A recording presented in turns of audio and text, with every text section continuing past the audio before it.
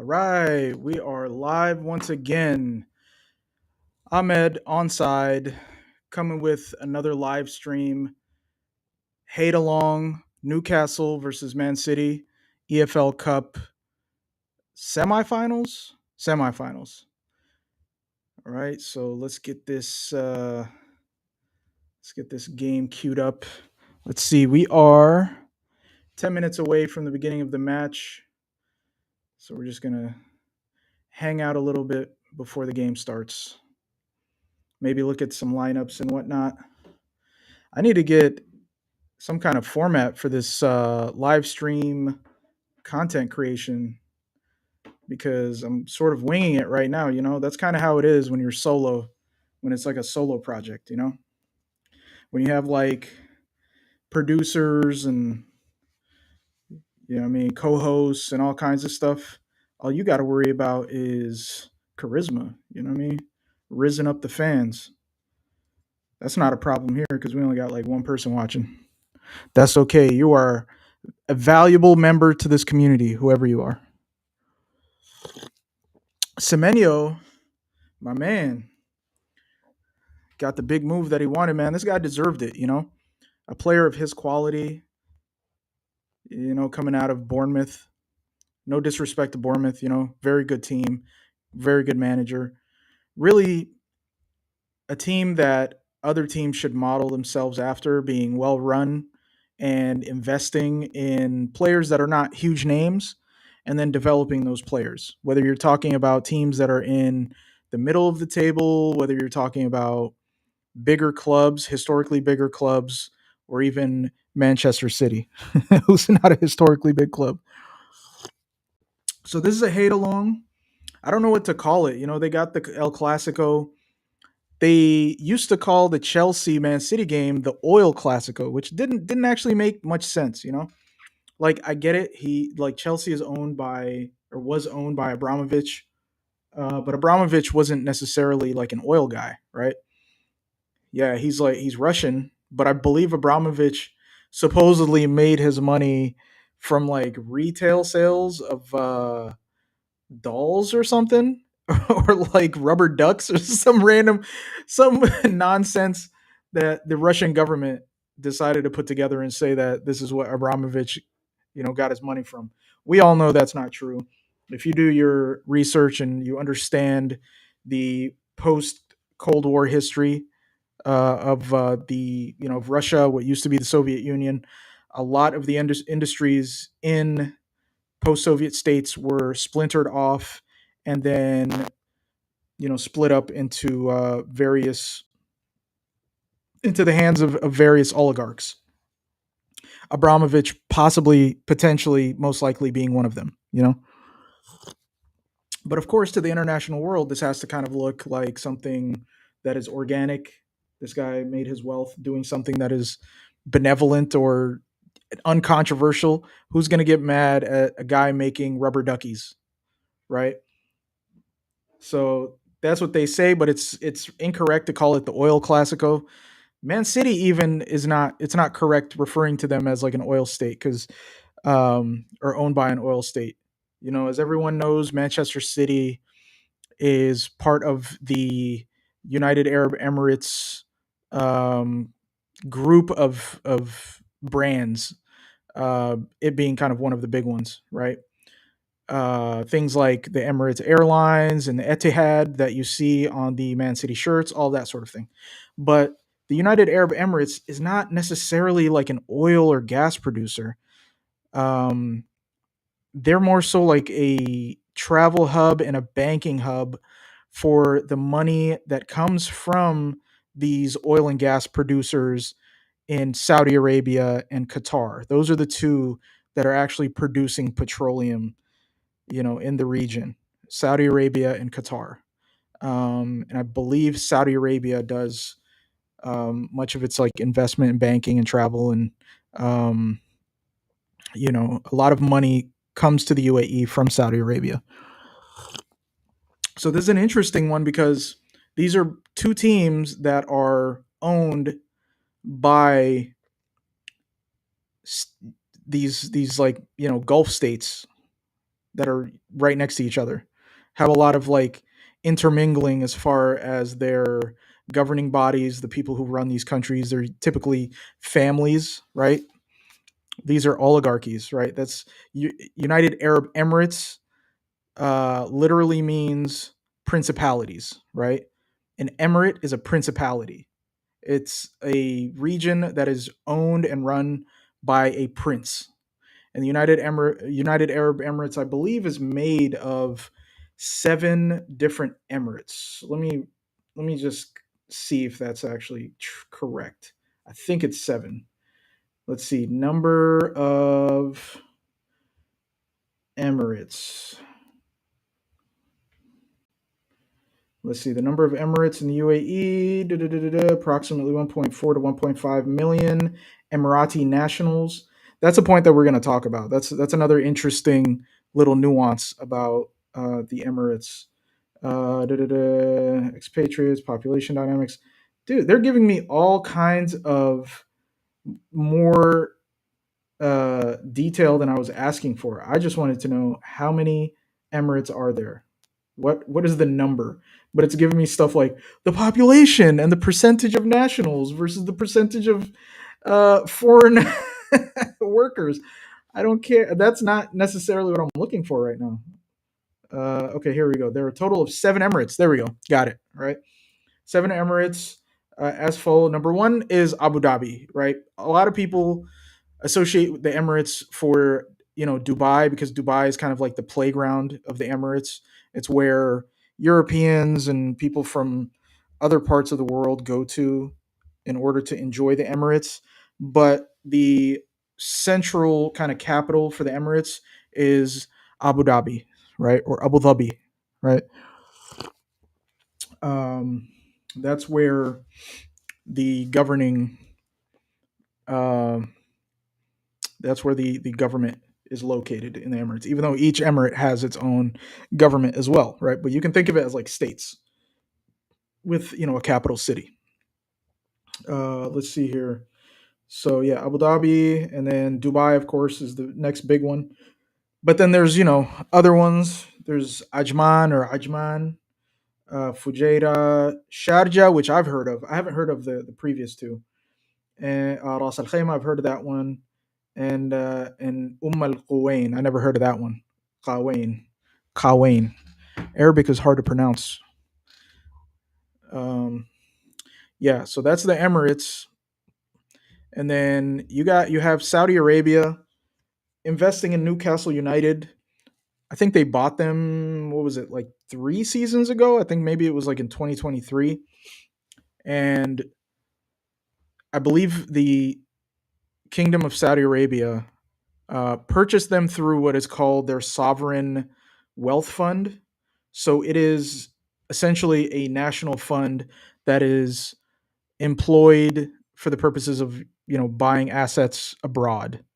And the way that Saudi Arabia has spent that money has been kind of in various ways, but in sports.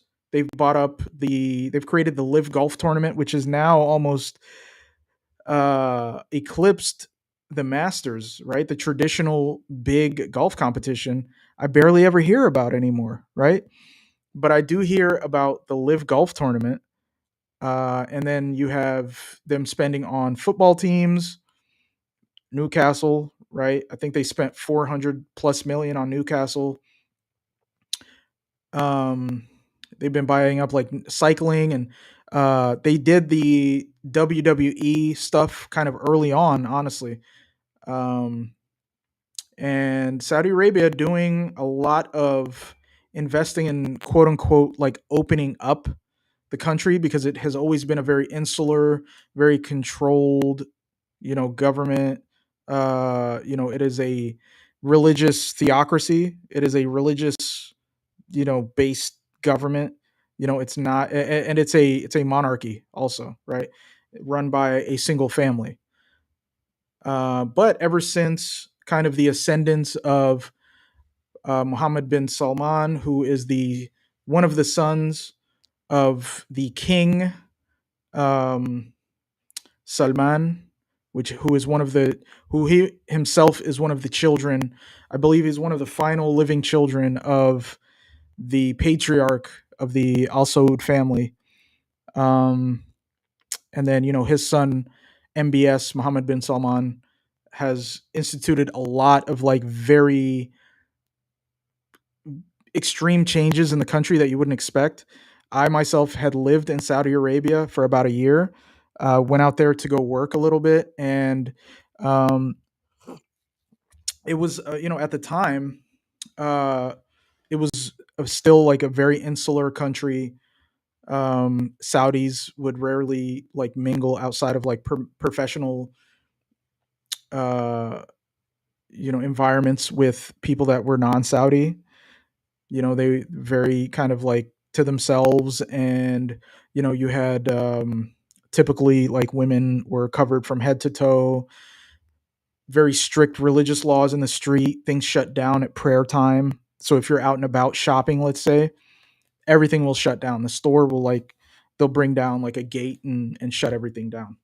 But all of that seems to have changed. Saudi Arabia has now got films, movies, things that had previously been unheard of, never to be expected to be available in the Kingdom of Saudi Arabia. But all that said, game is about to start. Man City have the ball at the center circle, and they are about to kick off. Ball has kicked off. All right. Yeah, Man City have the ball first. It looks like Donnarumma is not playing. They've got someone else in goal.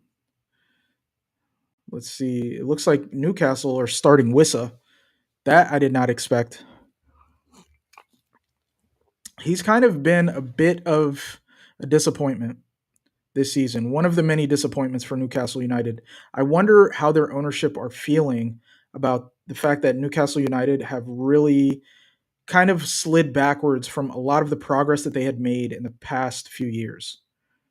You know, um, I think they expected much quicker progress than they have been able to produce. They probably wanted to see progress kind of like Man City. And Man City, when they first started out, immediately it seemed like they were much more improved than they had been for most of their like existence in history. They weren't necessarily winning leagues immediately, winning trophies immediately, but they definitely were playing better football and looking better than they had in previous years where they were relegated and they just didn't look very good.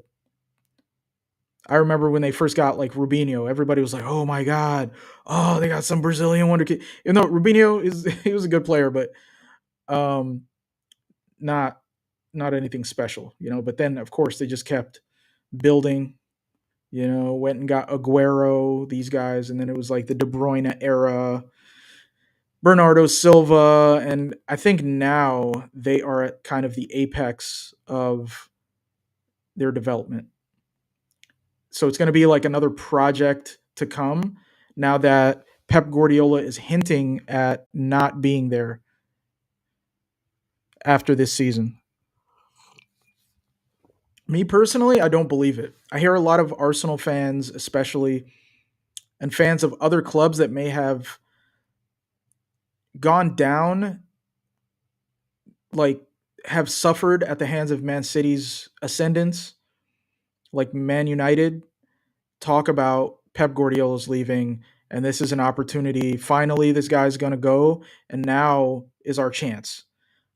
Not only do I think that even if he were to go, it's not going to be your chance. It's him going is not going to guarantee anyone wins or trophies. But I also think he's not going to go at all. I don't think Pep Guardiola is leaving, man. I think this is just head games that he does. It's like whenever there's a game about to be played and managers are being really tricky about who's going to be playing, talking about certain guys are hurt or we have to make a late assessment and this sort of thing. This is kind of this kind of feels like this is Pep playing a game. or he hasn't necessarily decided that he wasn't going to continue being at Manchester City, right? When Klopp left, everybody kind of knew that Klopp was leaving a year in advance. It was something that people were anticipating because he had announced it. Pep Guardiola hasn't announced anything. He's just hinted at it. So for me, who knows? Maybe this guy's playing some crazy 4D chess. He's maybe not even gonna, he might just renew his contract. Uh, People will argue that it has something to do with Man City's 130 charges or whatever, and Pep just doesn't want to be here for that circus. Maybe, possibly, but seeing how everything has been dragged out, I don't anticipate for there to be anything major. I think what might happen is some kind of like arbitration behind closed doors, something to satisfy the other teams. And Wissa with the ball, nothing. What a what a miss! And he was offside. I don't understand why you would pass it to him there. Oh my God, Wissa, what are you doing? Um, I don't think Pep Guardiola is necessarily going anywhere. I think he's too much of a competitor. He gives me that feeling that I get when I see other what we call killers. Michael Jordan, even like Tom Brady, guys with this level of supreme focus in the sport that are clearly obsessed. And Pep gives me that feeling that he has an obsessive personality. We've seen it with the post game where he's got scratches all over his face because out of frustration, this guy's just like tearing at his own face in the middle of the game. That's kind of the personality that we're dealing with. And someone who doesn't like to lose, who gains much less satisfaction from winning than they do frustration from losing. He hates to lose more than he likes to win. So for that reason, I think he's just going to stay. He's going to renew the 130 charges of corruption against Manchester City are going to just disappear somehow. There's going to be some kind of arbitration, and things will move on. The news cycle will continue, and the pressure will be relieved. And Man United, Manchester City are going to go back to what they've always been doing, and buying players and winning trophies, as they've indicated with this Semenyo purchase. This is why I don't think Pep is leaving, because one, he really wants to win the league. To spend, what is it, like 100+ million in a January window when you've already spent 100+ million in the summer. You haven't indicated any need to like sell or any pressure. That means that you really want to win, especially this season. The players that have come in, like Semenyo, this is one of the considerations when they sign the contract. They're going to say, I don't know how long the manager is going to be there, so I have to weigh that up. Is Pep Guardiola going to be there? Because another manager may come in and may see less playing time and my career may suffer. So I don't want to take that gamble unless the money is worth it. Maybe there's so much money that they're offering that that's a gamble worth making. And teams have to gamble too because players get injured. Players have social, relations nightmares, public relations nightmares. Who knows? Oh goodness, Man City are dominating Newcastle. I thought I was gonna watch this game and hate. I was just gonna sit here and enjoy one of these teams suffering, but really, I kind of want Newcastle to win because Newcastle are not necessarily a threat. It's mainly Manchester City. If we can beat Chelsea, then we're going to have to face one of these teams, and I would rather face Newcastle. As much as it is torturous to play against Newcastle because of how physical they are. I think Newcastle, though, with the lack of quality and some injuries that they've had and their kind of down season that they're having, they would be easier competition to deal with. I believe they're still in the Champions League as well. So more games would mean more exhaustion, more opportunity for us to get something out of them if we get to a final. But we'll see, man. I hope both of these teams tucker each other out.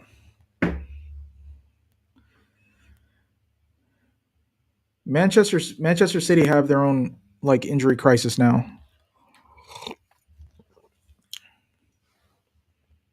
I think they said one of their players is one of their defenders is injured. One or two. I think Vardiol is injured, and is it Diaz also injured? It's not looking good. Newcastle trying to get a foothold. City really pressing them hard.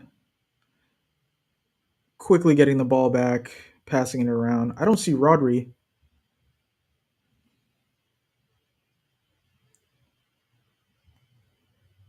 I wonder if there's any concern about his fitness.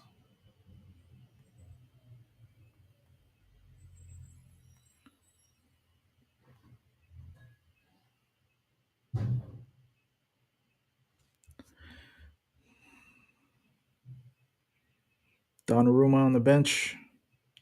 He looks like less of an old man when he's wearing a beanie. That's one of the oldest young men that I've ever seen. I thought he was super old, but he's only like 26 or something, 27. Won the Champions League with PSG. It's wild to me that PSG didn't keep him. This is a guy who really who did a lot. He's one of the main reasons why you won that Champions League. If it weren't for the crazy stops that he made against Arsenal and some of the crazy stops, you know, leading up to the final, because the final was just a bum rush. It was an embarrassment from Inter.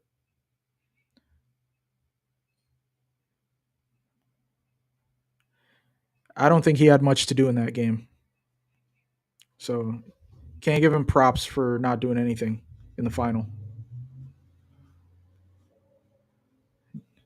You got Nico Riley coming through at City. Good player. That's the thing about Man City. Like I can hate them as an institution, but I don't necessarily feel a certain way about their players. There's not too many players from Man City that I wouldn't have at Arsenal or that I think are not likable characters. The only ones that I can name are maybe Bernardo Silva. Do not like Bernardo Silva. But most everybody else is decent. Gvardiol is a bit annoying.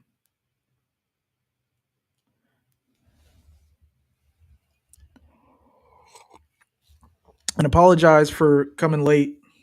I was actually here, but I hadn't set myself up or set up my mic or my sound or anything like that. So my apologies to all of my two fans, all my two watchers right now. Oh man, we building, we're growing. On the road to 10 people, on the road to 10 viewers. Soon enough, you're gonna hear me talk about talk to people like refer to them as chat. Come on, chat. What are you guys saying, chat? Hey, chat. What's going on, chat? Doku, dangerous player. Woo, that boy good. He good. That boy good.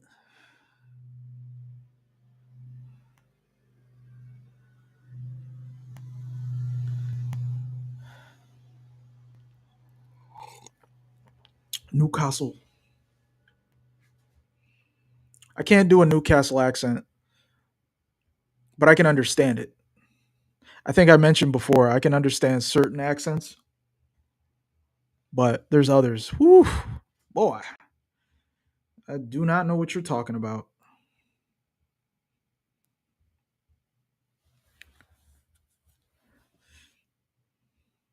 Semenyo looks good for Man City.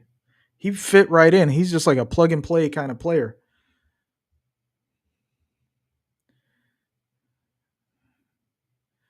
Pep Guardiola. Pep in a step.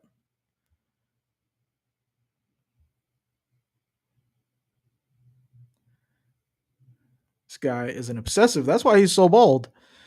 He's frustrated, man. He's frustrated that he can't win everything. He wants to win everything. Like, come on, man. Leave some for the rest of us. Can't win everything. It's crazy. It's like, don't you get bored? It's like when you play FIFA and you get so good, you start winning everything. You'd be like, man, I'm done with FIFA.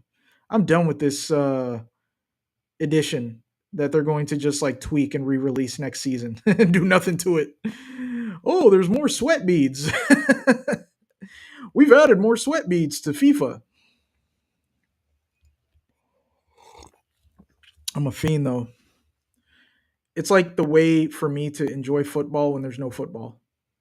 Or it's like therapy after Arsenal lose or something when I get frustrated. It's like, all right, well, if Arsenal are going to lose in the real world, then I'm going to win in the imaginary FC 26 world.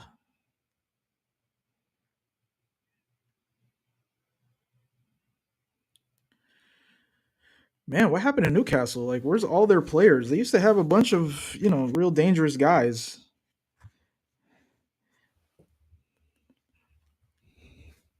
Now it's like, who y'all got, man? Gordon? You know what I mean? Jolinton, Wissa. They look terrible. Newcastle look like Brentford. Actually, no, because Brentford is top five right now. I think Brentford is doing well. I think Newcastle are like bottom half of the table.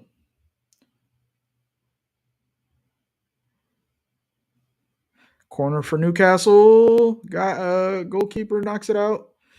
Newcastle retain possession. Bruno Guimaraes. They look like they're going to get picked apart. They're talking about that Italian player that they have. What's his name? The one that had the gambling situation. Oh, never mind. Actually, Newcastle are sixth. Yeah, they do look like Brentford. Ooh, Wissa. Nah, what a terrible touch. This guy, he beat his defender and he got the through ball. He stops it and just leaves it and keeps running. It wasn't even a touch. He didn't even continue with the ball. He just like, here you go. I'm just gonna hold it for you. I'm just gonna stop the ball and just give it to you. Ooh, pressure. Phil Foden. Ooh. Jolinton put a body on Philip Foden, Philip Walter.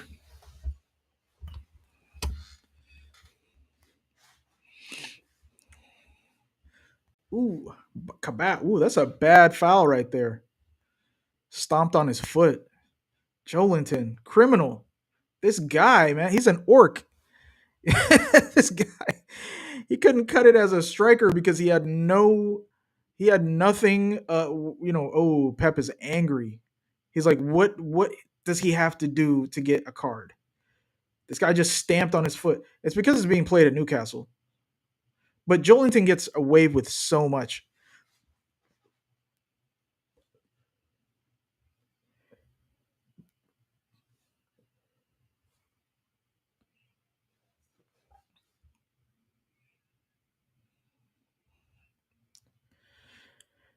What's going on, man? What we got going on here?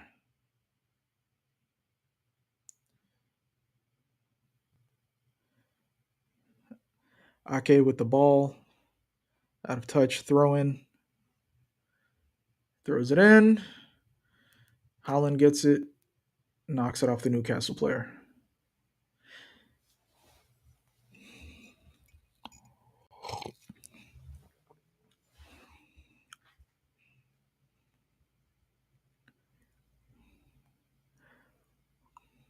So far, not a lot of drama, but Newcastle, as is typical, are fouling the hell out of Man City. Bruno putting a leg across a player just now. This is going to get spicy. Ooh, it's cold. Look at these guys trying to hide in their jackets.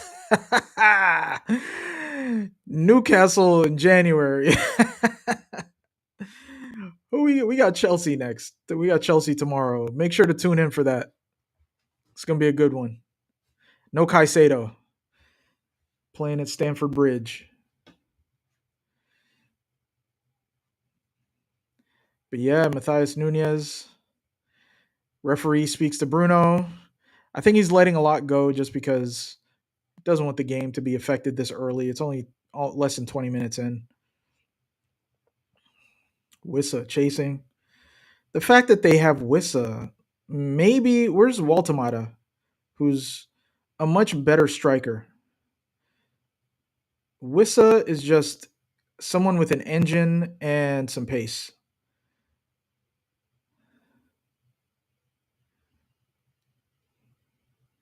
But Newcastle can't keep possession.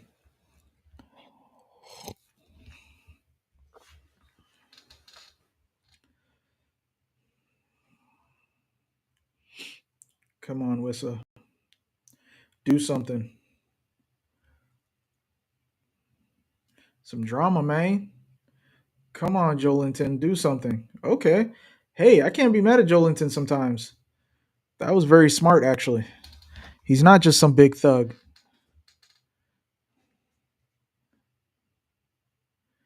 Newcastle, man. Thug United.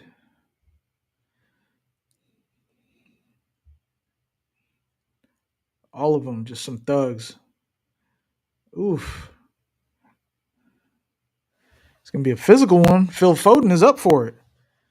You're like, man, don't think I'm soft just because I look like an elementary student.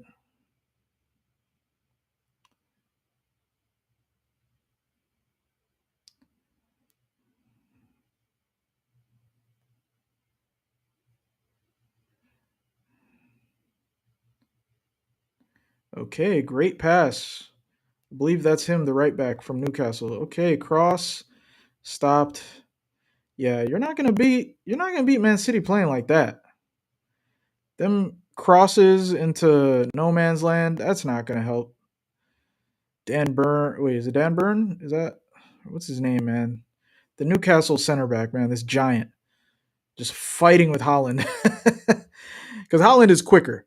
I'd be afraid if I were one of these mid-table center backs having to go up against Holland. Oh boy, because the strength is around the same, but then the pace is just different. The pace and the touch and the skill and the finishing. That's why he's eating. That's why Holland is eating so much because he can match center backs for strength. And that's the thing. Most center backs don't really have much more than strength. Not great balance, not great passing, not great like ball striking. Otherwise, they would be playing in a different position. So Holland just like they probably made him intentionally. They're like, hey, this kid, we got him playing as a defender, maybe when he was younger. Let's get this guy and train him to be a striker. He's got really good pace. Let's work on his touch. Let's work on his dribbling and his finishing. And through that, man, they created a monster. Football is sort of becoming like the NBA. Back in the day, in the 90s and the early 2000s, the NBA had a variety of like body types when it came to basketball players. You had all kinds of players. You had players like Shaq, players like um, these big men, whether you're talking about George Marasan, if you want to throw it back, Washington Bullets days, if you want to talk about Manute Bol, if you want to talk about man, all these big men, they're just escaping. Tim Duncan, right? All these guys, right? All these big men. Um, and then you had guys like You had guys like Kevin Garnett, who's also kind of, a tall guy, but very mobile, great handles, scores, shoots, dunks, all does kind of all around. And then you've got your Allen Iversons, right? Your 6 foot tall players, you know, these kinds of guys. You had your Muggsy Bows.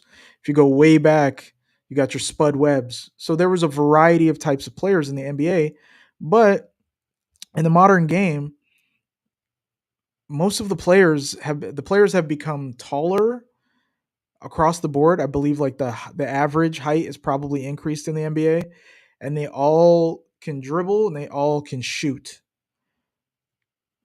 They're all like good at almost all aspects of the game, but they're not necessarily great at a specific function. You know what I'm saying? There's no specialists, right? They're just all around good utility players that will all give you like a 7 out of 10 on all metrics, right? Or most metrics. In football, it's kind of the same thing now. You have players you could see just by the size of them, they're bigger. They are all kind of like focused on being physical and having high energy, really good engines, good stamina. Um, and but they're not specialists either, so the type of play has changed as well.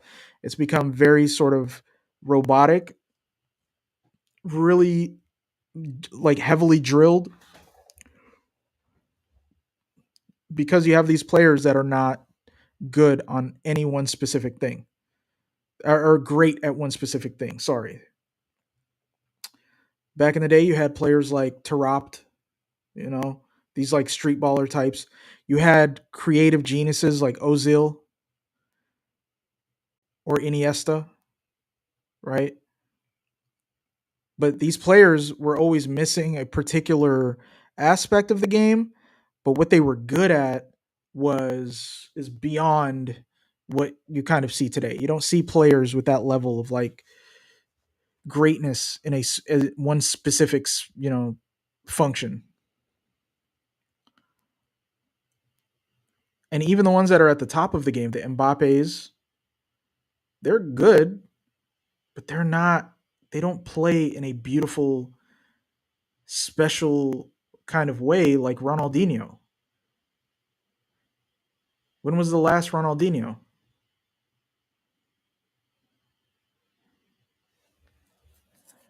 When did we haven't seen a Ronaldinho since then. To me, Ronaldinho is the greatest ever footballer. I've never seen a footballer with the level of skill, the the way he manipulates the ball is just, you can't describe it. It's so incredible. I haven't seen a player like that, you know? Maybe back in the day it was like JJ Akacha. He was definitely one, right? That's kind of like, was not really I was he was not on my radar. I didn't really learn about JJ Akacha until later. But guys like Adel Tarapt, you know what I'm saying? Baller, you know, guys like, my favorite player from the Emirates era is Santi Cazorla. I was corrected by my Spanish housemate back in the day when I lived in Barcelona on how to pronounce it. I'm sure he was probably embarrassed for me when I pronounced it so wrong. Santi Cazorla, right? He's like, oh my god, what? What? I think he was from the same town as him as well. Uh, these types of players, man, that are just, they're just geniuses on the ball. But now the game doesn't really have those geniuses. They're system based. They're like plug and play, and this is a lot to do with Pep Guardiola, his impact on the game. People play the way Pep has decided to set up his teams. He's had multiple eras where he's really kind of innovated. So the only manager that I haven't seen do that is maybe Klopp. Klopp decided, you know what? No, I'm going to be the antithesis of Man City, and that's how we're going to win. I have a different philosophy. Mine is to attack and to press relentlessly, have a false nine striker that's not necessarily there to score goals, but there to facilitate for the wingers.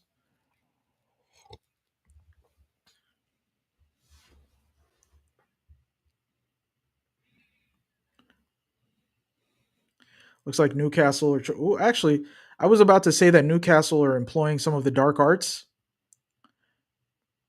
Here, Bruno gets fouled and kind of falls over and rolls on the ground. But when you look at the replay, it was really bad. He came at him with an elbow and kind of grazed him across his head with the elbow.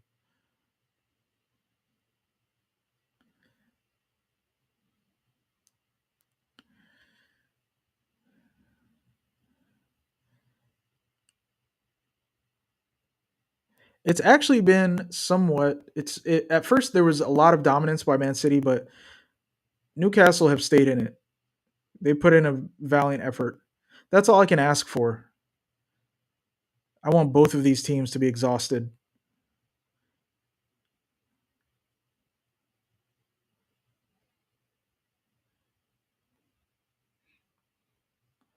30 minutes gone. Not much action. Looks like the referee. Ooh, it's getting testy. Jolinton. Looks like Jolinton and Nico Riley getting into it. That boy Nico Riley is big. He's bigger than Jolinton. Jolinton ain't even that big. He about the size of Bruno. These guys look so much bigger on TV. I'm pretty sure I'm about the size of Jolinton. Ooh, here we go. They putting hands on each other. Oh, Jolinton smacking him on the back of the neck, and O'Reilly snaps back. Yeah, he's a young boy. He's like, man, I don't care about you, old man. Don't put hands on me, dog. Huh? My daddy don't even put hands on me. So, hey, little boy, who you think you is? Talking back to me. Don't you know who I am? I'm Big Joe Linton. But I have somebody. I should start like put that in the context brainstorm. I'm gonna start dubbing these games, man, because you never know what they're saying. They're just like yapping at each other. You'd be like, yo, what are they saying to each other? They'd be yapping. And some of these guys don't even speak the same language. I'm like, yo, what are y'all saying, man? Are you guys multilingual to the point where you guys know the different insults that you're yelling at each other? Does Nico Riley speak Portuguese in order to be insulting Jolinton?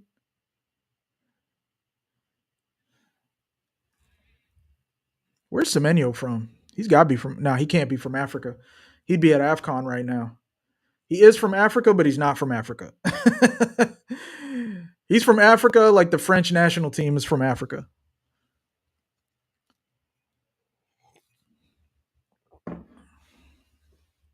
Ooh, that boy. Ooh, them boys, Man City putting on the sauce. Ooh, Semenyo just dribbling through him.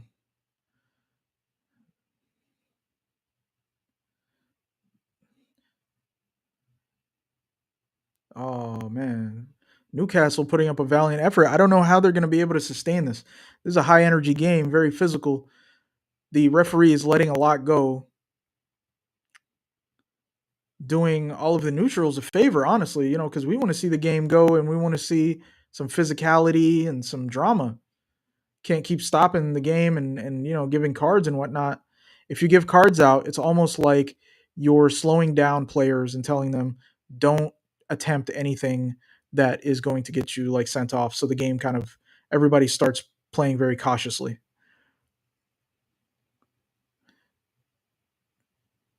City are being able to pass the ball in between the lines really well and find each other. They know exactly where each one. It's admirable, but it's not entertaining. And this is coming from someone who's an Arsenal fan, who's, a team that is probably more boring in that respect than even Manchester City. I mean, they invented it, but come on, like we really we're really elevating the what they call the haram ball. We're getting to new levels of haram. Our one of our highest goal scorers is own goal. That's how haram it's become.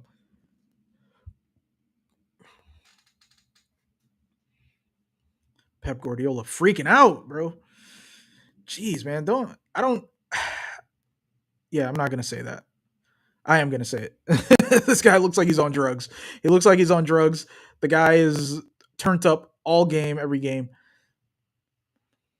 But again, football is a drug, so that's why I need my fix. When the summer comes around, I'll be suffering. And then all of the transfer rumors come out. They're just so obnoxious with these transfer rumors. All it is engagement farming. A lot of these so-called ITKs or in the know so-called journalists will just put out all kinds of fake stories. They'll just use a tweet as a basis for them to get more eyeballs. They'll find somebody tweeting something or some little morsel of any kind of like information and try to make it bigger than what it is, so that way fans like me go on the internet and be like, oh wow, look what's going on, look what's happening, and then sparking discussion and controversy. Meanwhile, nothing is happening. None of these players are going anywhere. There's no big transfers happening, and people forget about it by the time the season starts again. People are back focusing on the players and the game and the table and Champions League and trophies, all that kind of stuff. People forget about it. And then it's just rinse repeat.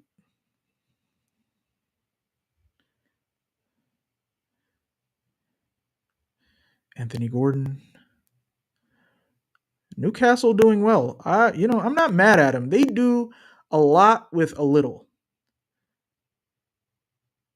They haven't been high spending, mainly because of the rules saying that you have to have a certain level of revenue generation in order to be outside revenue generation in order to justify your purchases. And the thing about Newcastle is they don't have any real major sponsorship deals. Ooh, Anthony Gordon gets slid on. Yellow card for who's that? Uh Matthias Nunez. Nunez.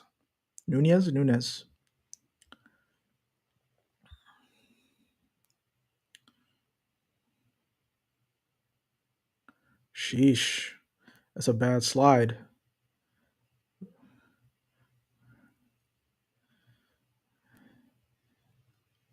Free kick for Newcastle.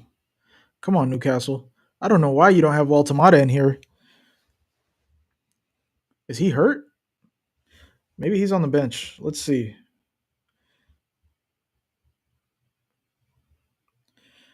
Waltamata. Good striker. He's a decent striker.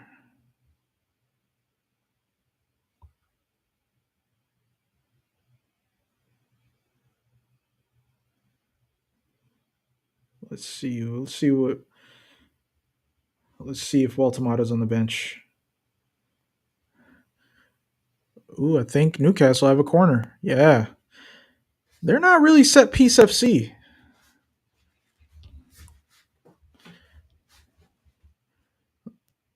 Decent cross. Goalkeeper gets it out. Cleared by Man City. Newcastle. What an idiot. What an idiot clearance. Okay. Newcastle get it back. Yeah, this defender for Newcastle tries to kick it, it just like bounces up in the air, bounces down. Right. Okay, Jolinton. He's not bad. He's not terrible as a midfielder.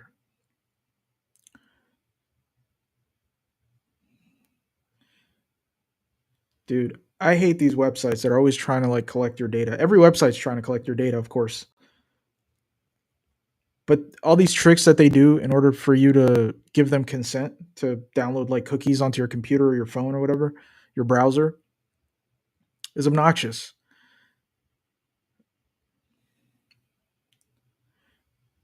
Let's see here. Substitutes for Newcastle: Ramsdale, Trippier, Murphy, Tonali, Alenga, Willock, Barnes. So Waltamata is on the bench. Yeah.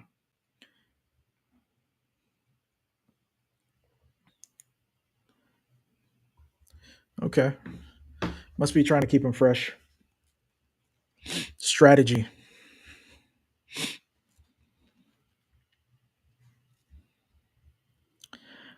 Semenyo. Where's Semenyo from?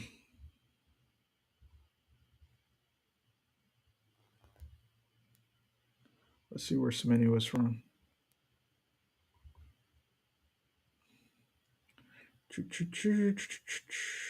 New City.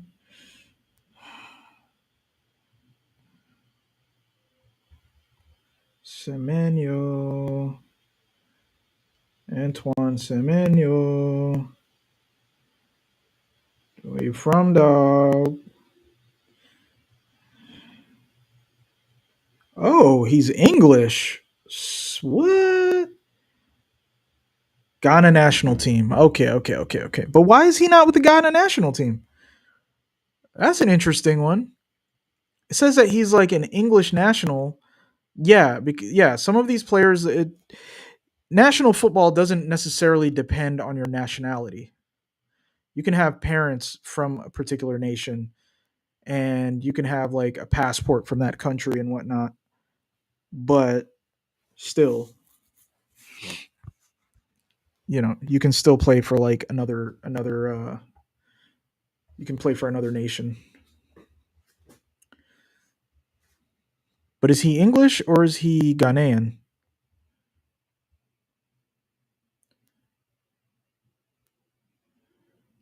Because if he was Ghanaian, oh, you know what? Because Ghana got kicked out of AFCON earlier. That's why. Okay, okay, I get it now. Right. Yeah, I haven't kept up with AFCON. I think it's Nigeria and Egypt are in the final. Man City on the ball,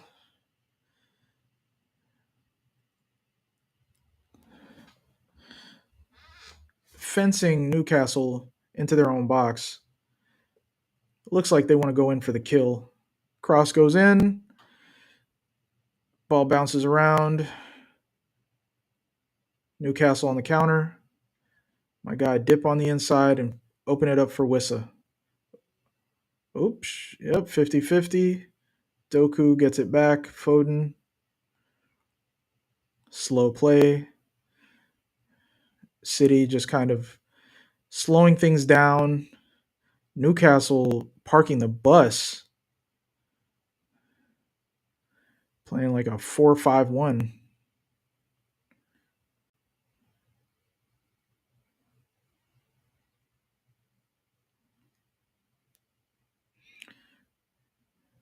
Wow, Nico Riley just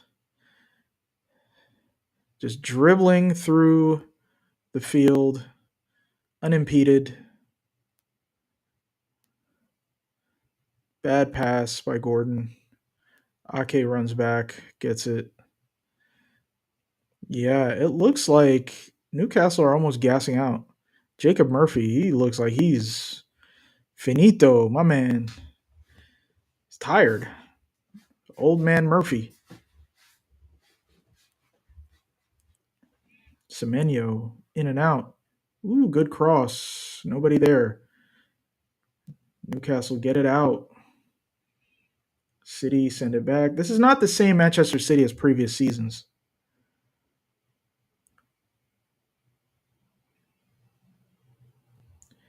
They don't look as dangerous, and that's partly why I'm so frustrated with Arsenal still. The fact that the strikers that we've brought in are all of them not producing or not available. And if they had been, we would be in a much better position than we are now.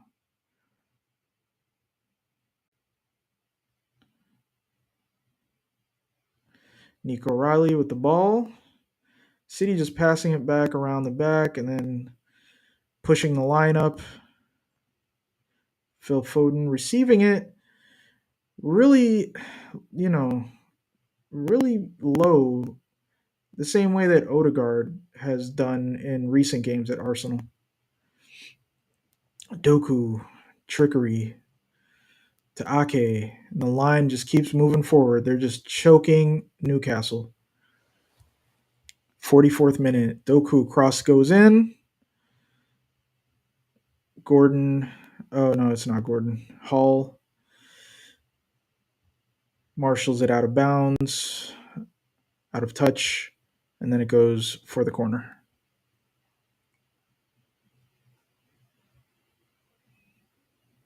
At least it's 0-0. I say that as Man City are about to get a set piece corner. Jacob Murphy goes down, holding his thigh.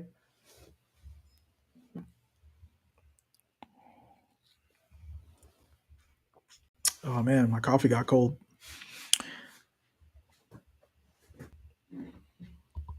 What we got?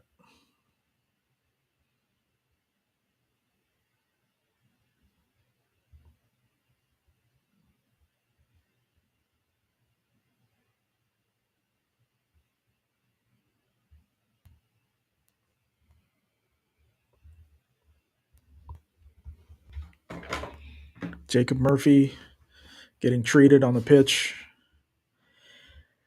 I don't doubt that he's hurt, but this is also strategic, I think, run the clock down.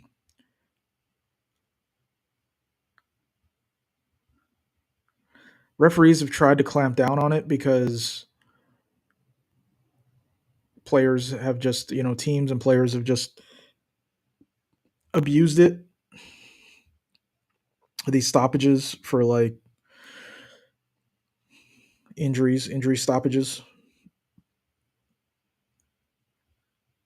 And now they're saying if there is a stoppage, whatever that time is going to be added to the injury time at the end. So if there's a minute injury time and a player goes down on the pitch for a minute, they're just going to extend it to 2 minutes. All right. Nick Pope, get ready. Corner is ready. Phil Foden, corner goes in, wide. Newcastle get to it first, but Man City get it back. Doku dribbles, crosses out. Another corner for Man City. This Hall player, he's got a lot of work to do today.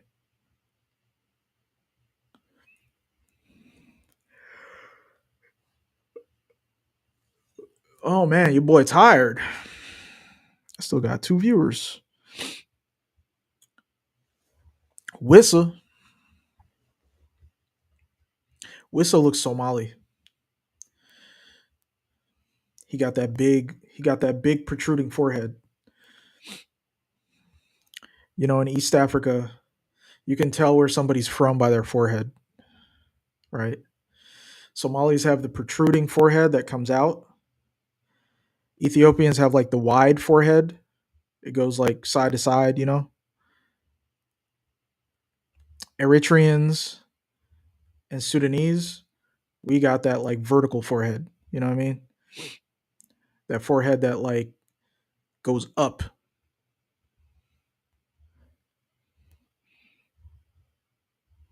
Halftime. Still 0-0. Newcastle doing pretty well. Keeping City from scoring, keeping them from really having too many good opportunities. Nick Pope hasn't really had to stop anything. And then on the break, Newcastle have had opportunities, but they've been wasted primarily because due to bad passes or bad touches. I'd say the biggest culprit there is Wissa. He really hasn't done what's required when you have chances like that against a team like Man City, who could very easily hurt you, right? Um, but yeah, and Man City have kept possession. They're doing what they typically do. They try to get a goal in the first half, but for the most part, they try not to concede a goal. That's more important than actually scoring. A lot of the same sort of thing that Arsenal does. That's why you see Arsenal not really like putting teams away in the first half. First half is really, let's just try not to lose. Okay? Let's let's make attempts at goal, but more importantly, don't concede. Second half, the opposing team will probably open up more. And because they open up more, it gives us more chances to take more, attempts at goal, right? More chances to win the game that way. Oh, Senegal versus Egypt. Okay.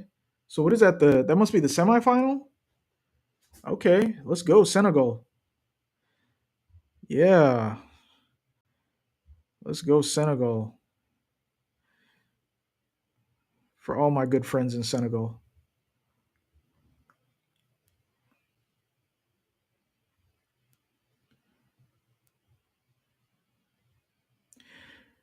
I saw a thing yesterday actually about Algeria against Congo.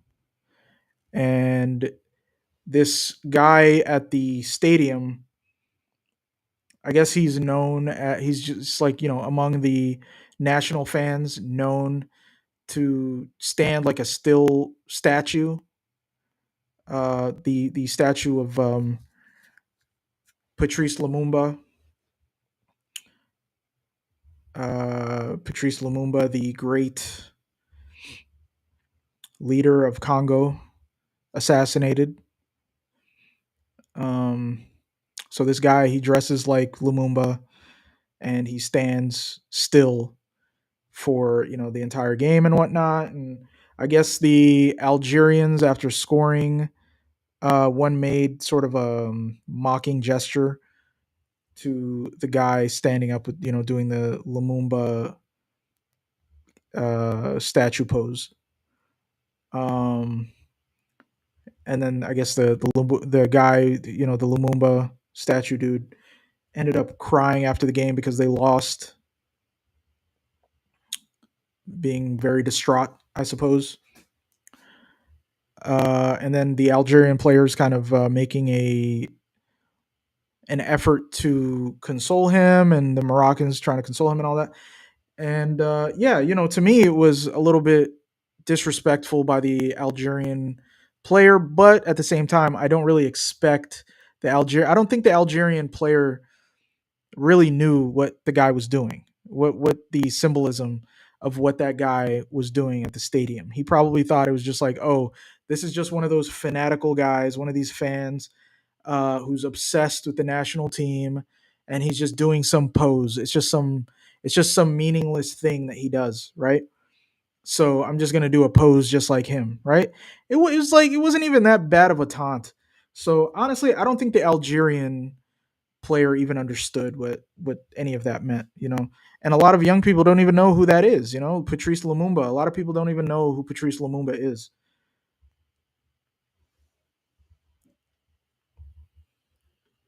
which they should.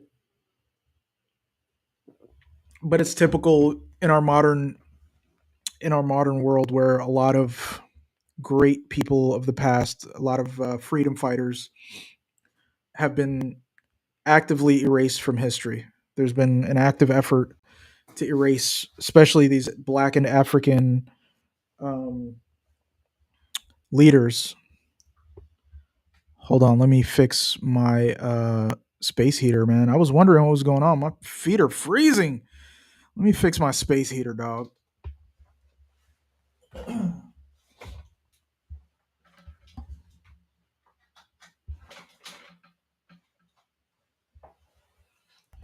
All right, there we go.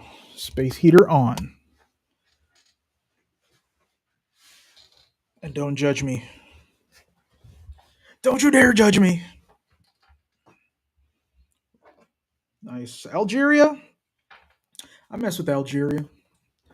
You know what I mean? I mess with most of the North African countries, but I'm Sudanese, so you already know what time it is. Free Sudan, always. That's how I should start all of my streams, all of my all of my content. You know, it's free Sudan. It's a travesty. An international travesty what's going on. What has been going on. And the fact that it's fully ignored by the world. It's easy to ignore because it's black people going through it. When it's happening in DR Congo, it's easy to ignore the level of mass suffering. And the reason why it's important to care, even if you're not associated and it's far away from you and all of that,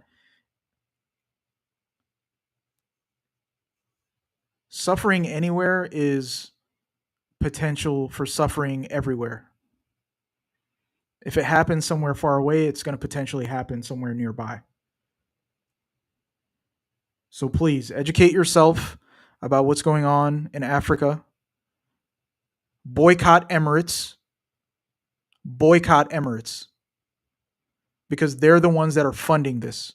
All of the external parties and powers that are funding these genocides and these wars for resources in Africa, boycott them, shame them, name them. Rwanda, shame on you. Emirates, shame on you. United States, shame on you. All of these countries that are involved in destabilizing Africa and continuing centuries of oppression that is happening in Africa. Everywhere from Somalia to Benin to Nigeria to South Africa to everywhere on the African continent. Free Africa. Back to the game. We're still in halftime, man. Y'all got me heated, man. You know I do this. You know I do politics and you know I do sports. That's going to be a topic for us because sports are politics. You have a lot of people, whenever something happens politically on the pitch, whether it is Mesut Ozil speaking about the genocide in Palestine, free Palestine, what happens is these institutions immediately, they swiftly come in and they punish these players and anyone involved that speaks out against all of these injustices. But you ask them about injustices in the past and the ones that we've decided to accept are heinous and we should reject, which we should. They don't have a problem saying, never forget, never forget the European Holocaust. They don't have a problem saying that. But they won't talk about Congo. They won't talk about DR Congo. They're not going to talk about the wars to extract the materials that go into your cell phones and into your shitty Tesla cars. They're not going to talk about the children that are just ground up into this resource machine, the children that never have a chance to grow or learn or contribute to humanity.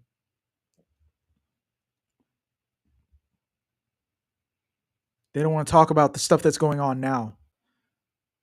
Even though they have the ability and the impact, they could have the impact, but they decide not to.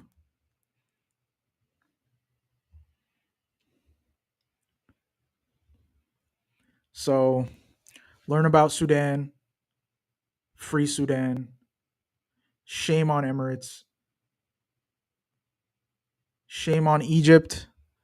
We're supposed to be neighbors and we're supposed to be uh, relative cultures, Nile people. But yet it seems every time historically Egypt is there to assist in the suffering of the Sudanese people. And shame, again, remember, for all the Sudan, anybody who's Sudanese, anybody who's familiar with the Sudanese conflict and the history there, the history of northern Sudanese and their involvement, their instigation.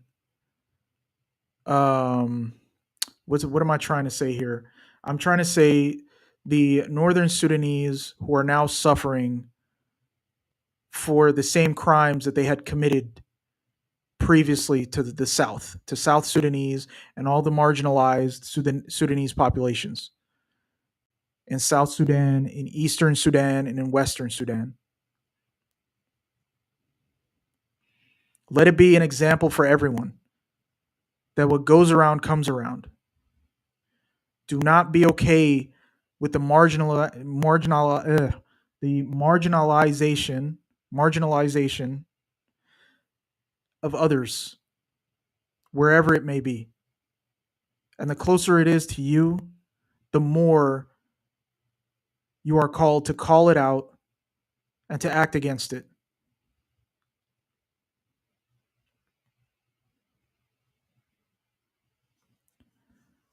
Because one day it could come around to you.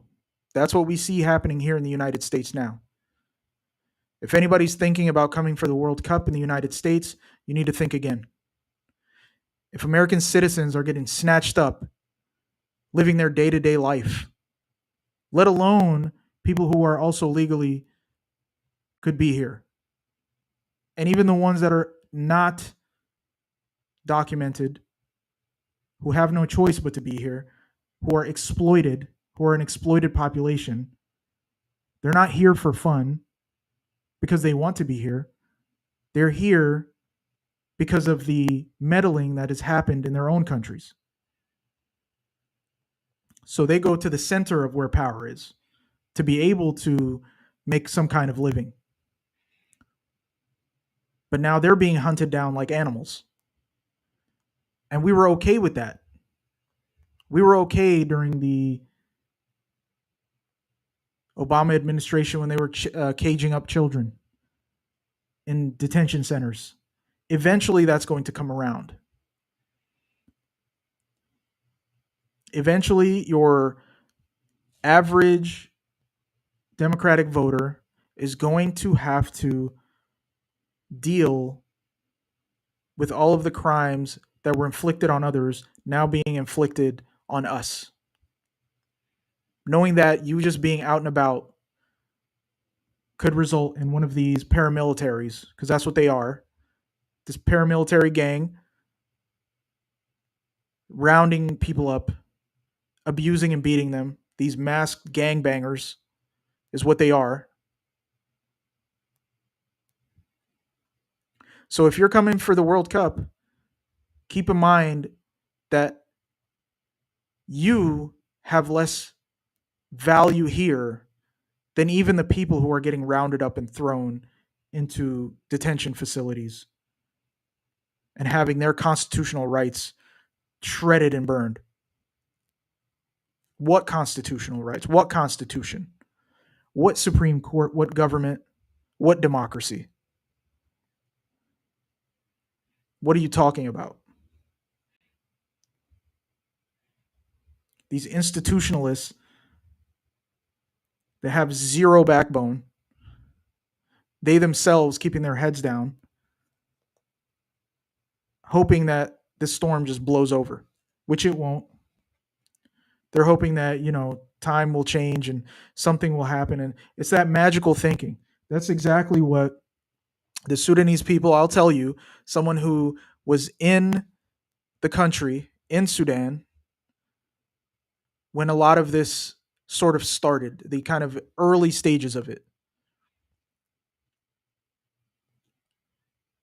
When I went to Darfur and I saw what was happening, the city being shut down whenever these roving gangs of militia members,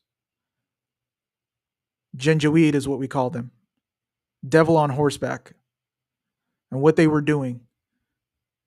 kidnapping, kidnapping UN people,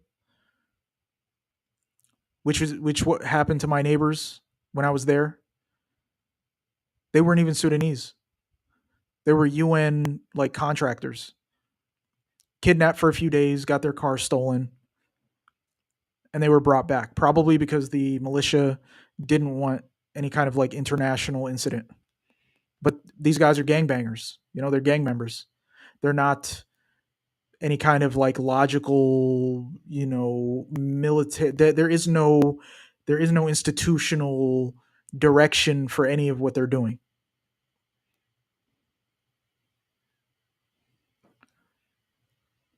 And these guys are like made from people that you wouldn't hire for any of these institutions, whether it be for the police or for the military, due to their level of incompetence as well as their just violent and malicious nature. So, again, it happened way over there in the Sudan. Paramilitaries, Janjaweed. But guess what? Now they're roving the streets of the United States. They're in Minneapolis, roving around. They're everywhere. They're here.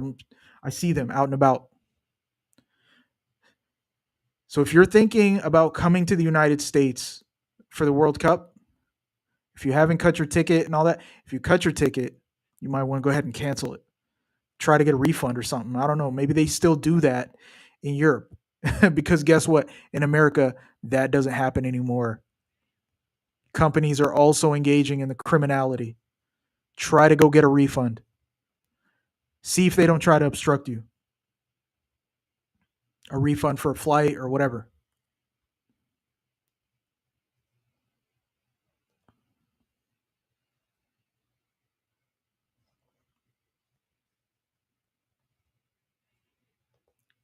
Cancel your tickets for the World Cup. It's not worth it, man. Who knows what might happen to you? Somebody's just gonna roll up and be like, "Are you an American citizen?" Some thug with his face mask on. Some coward.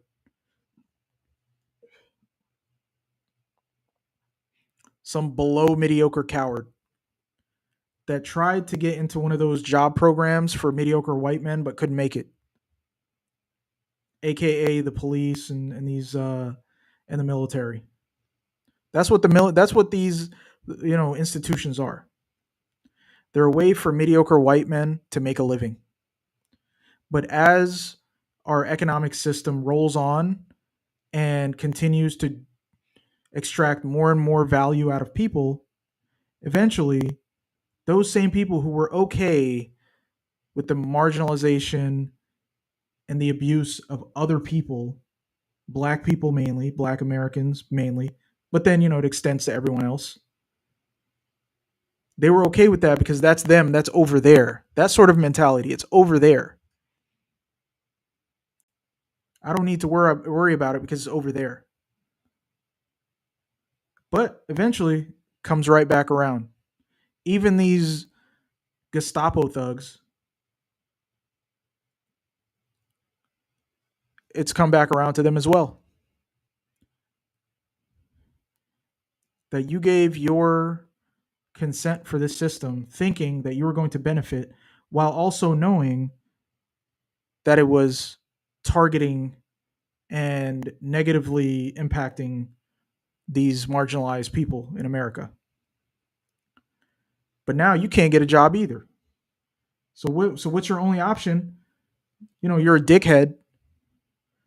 So where can a dickhead get a job?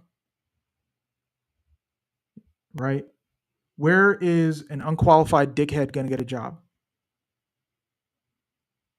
It's going to be one of these institutions. Man, y'all got me hot, man. I'm over here trying to watch Manchester City and Newcastle. Right? Yeah, let's get back to the football, man. I got sidetracked with that. Newcastle trying to hold off City, doing an okay job. Almost conceded a goal off of a deflection, but yeah, City really not able to get a grip, a real foothold on them. But hey, if you want to come for the World Cup, I believe both Canada and Mexico have games. So go to Canada or Mexico.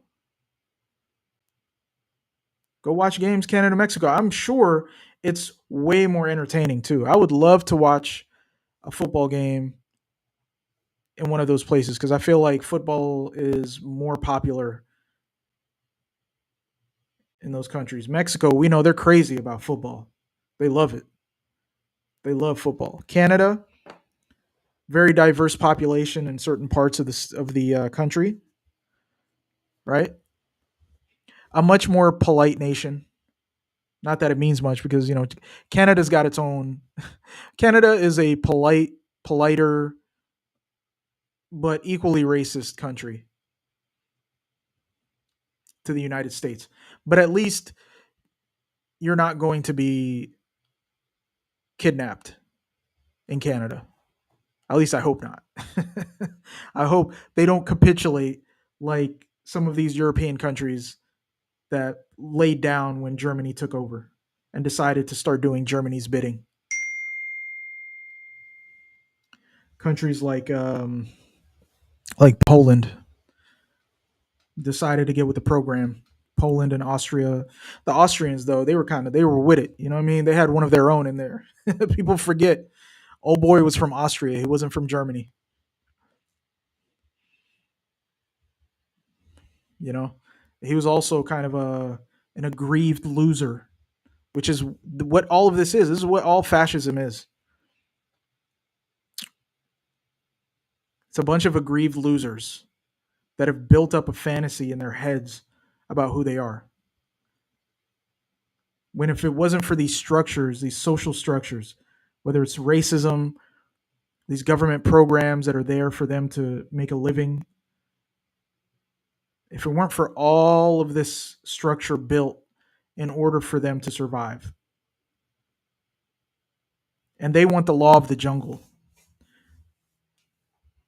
They want they think in their mind, their logic is we're the strongest, therefore we should have a system that only allows the strongest to survive.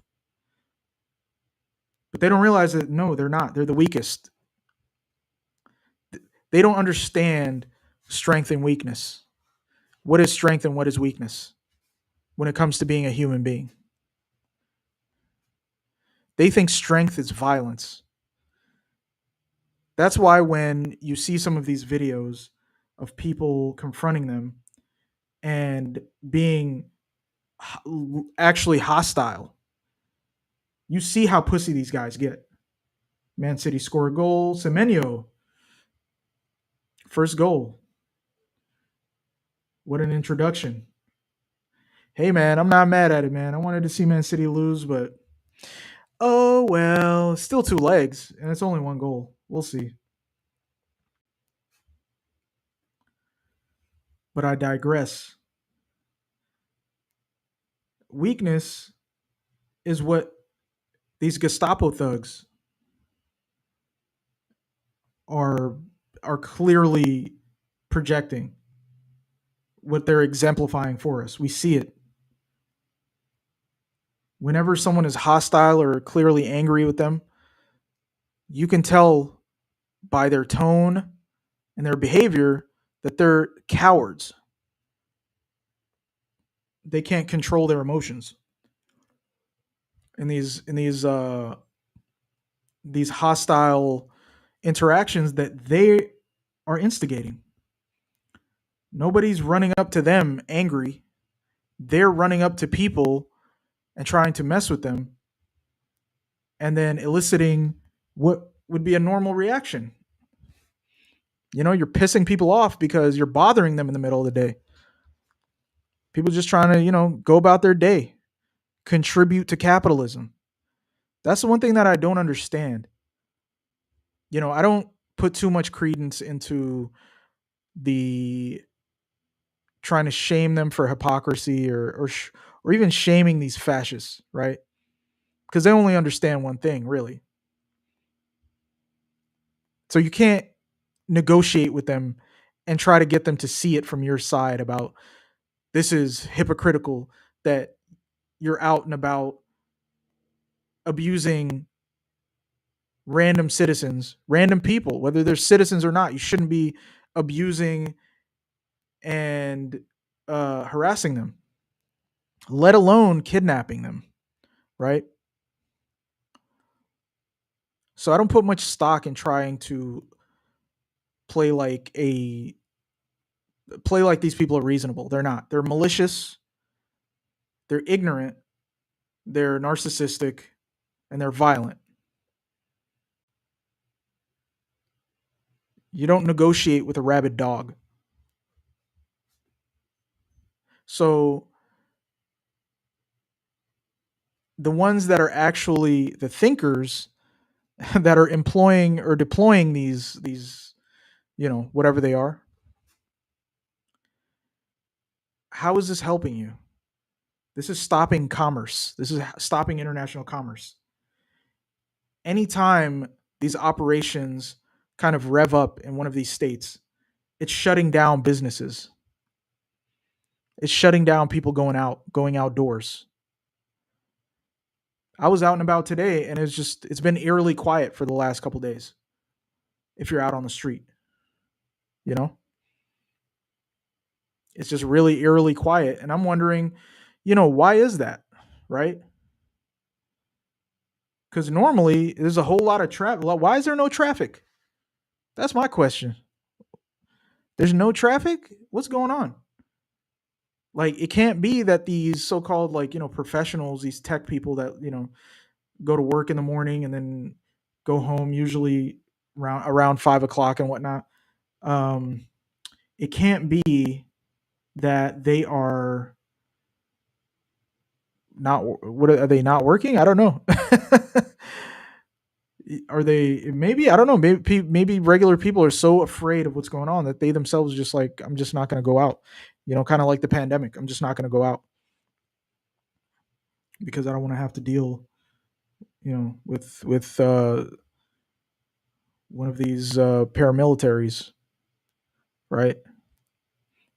Like a gang, just like gang members. Like if you live somewhere that has like a reputation for violence, there's certain areas that you don't want to go to because you don't want an incident, the possibility of an incident.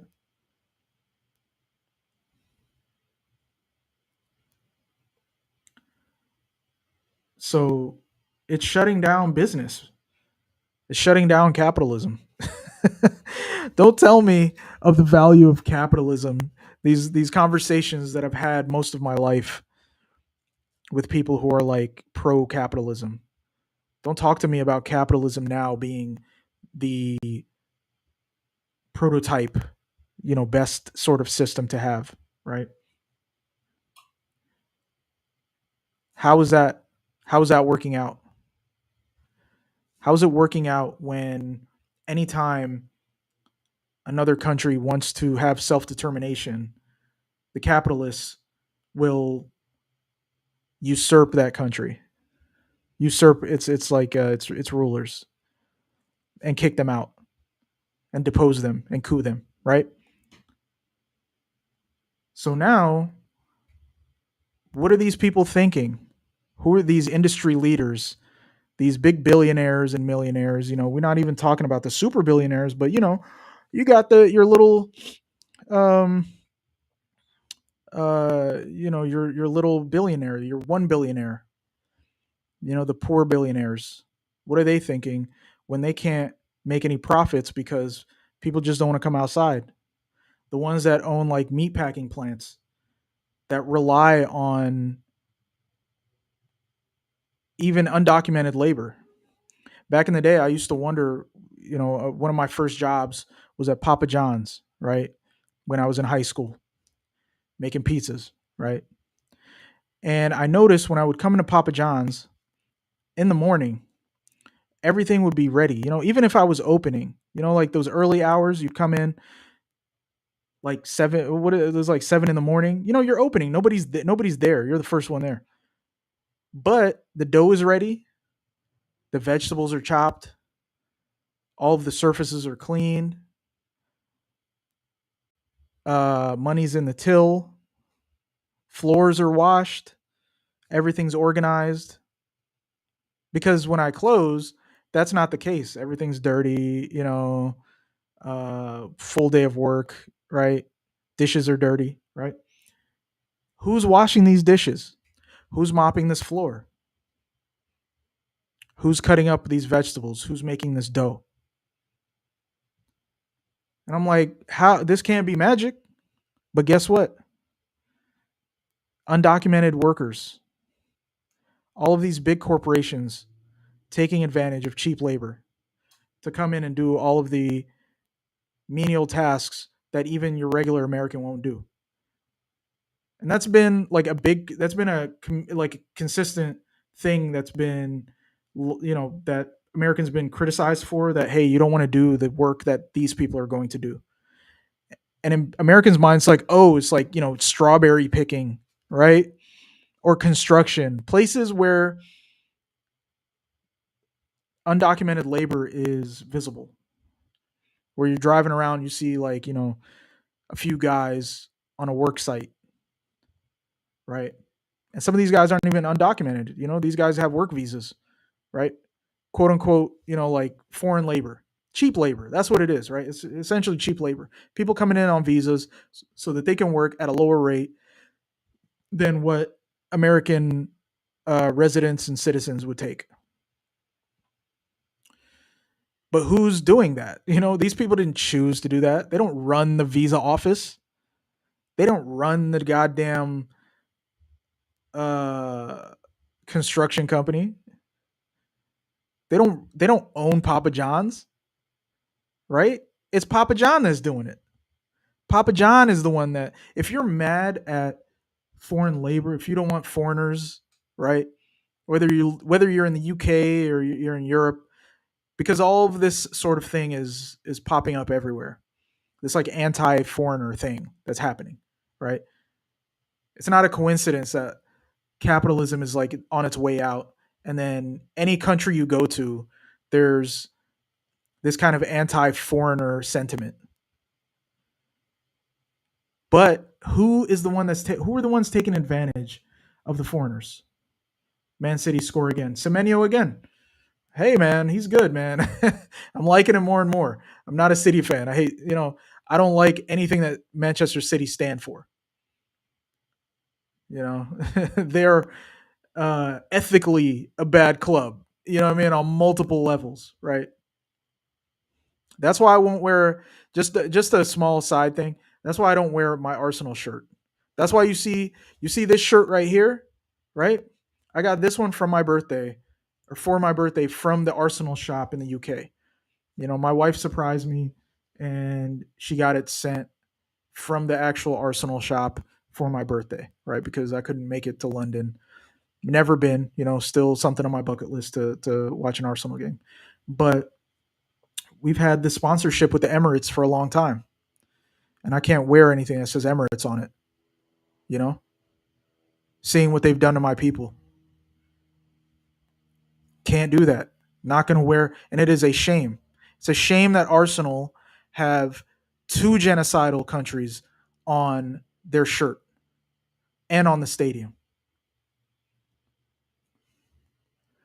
They got Visit Rwanda, and then they got Emirates. These are both stains on the club's history and legacy. They used to talk about the Arsenal way. The Arsenal way has always been to innovate, to be one of the clubs that brought in black players into the UK and made them household names. Guys like Ian Wright, Rocastle, made Thierry Henry the face of the Premier League, still the greatest player to play in the Premier League. All kinds of foreign players that, you know, Arsenal used to get criticized for because of a racist, you know, uh, culture at the time. Still racist, but in a much more explicit way back then, I guess. right? Generally speaking. But that was sort of the thing that attracted me to Arsenal Football Club, these players. Of course, I was young. I didn't make all of these kinds of connections, but I saw these players that I identified with, that I appreciated. It made me appreciate some of the other players on the team. You know, it made me, look up to Burkamp. You know what I mean? That's kind of the magic of sports. Sports is politics, first of all, right? Sports is politics. Football is definitely political because it is the biggest sport in the world. It is participated. It's the what's how do I say it? The most the sport that is most often participated in, or whatever, however you say that. Um, so it's a stain. It kind of hurts me to see Arsenal with these labels, knowing ahead of time. I know that the Emirates deal was done such a long time ago, but this is something that the people at Arsenal probably already had in their calculations when they were making the decision to take this money for a sponsorship. That this is a state entity that is, you know, it's Emirates Airlines, right? Yeah, sure. You have American Airlines. You have, I don't know how British Airways works, right? But this is clearly not some sort of independent company. This is clearly a state institution. Um, so yeah, it's shameful, right? I just went out on a complete tangent. I don't even know what I was talking about. It always gets into something political, right? Which it should. It really should. You should be talking about politics. People who tell you not to talk about politics have some vested interest in you not talking about politics, and they always do it. They did it with Colin Kaepernick, right? This guy, he was just taking the knee before games on his own solo, right? But then as it kind of started becoming popular with players and then with fans, and then it you know immediately the institutions came in and said, "Hey, why don't you just play football? We're non-political." Bullshit. Bullshit, right? So if you're going to be political, then say it with your chest. Don't be a pussy. If you don't think that if you don't agree with, like, you know what I mean, if you have your own political viewpoint, right? You don't agree with it, don't come and tell me that you're being neutral. That's that pussy shit. That's that coward shit. Oh, I'm just being neutral. That's the thing. They never want to say it with their chest, and that's how you know that they're wrong, because they don't want to say it with their chest. Stop being a pussy. Stop hiding and say it with your chest.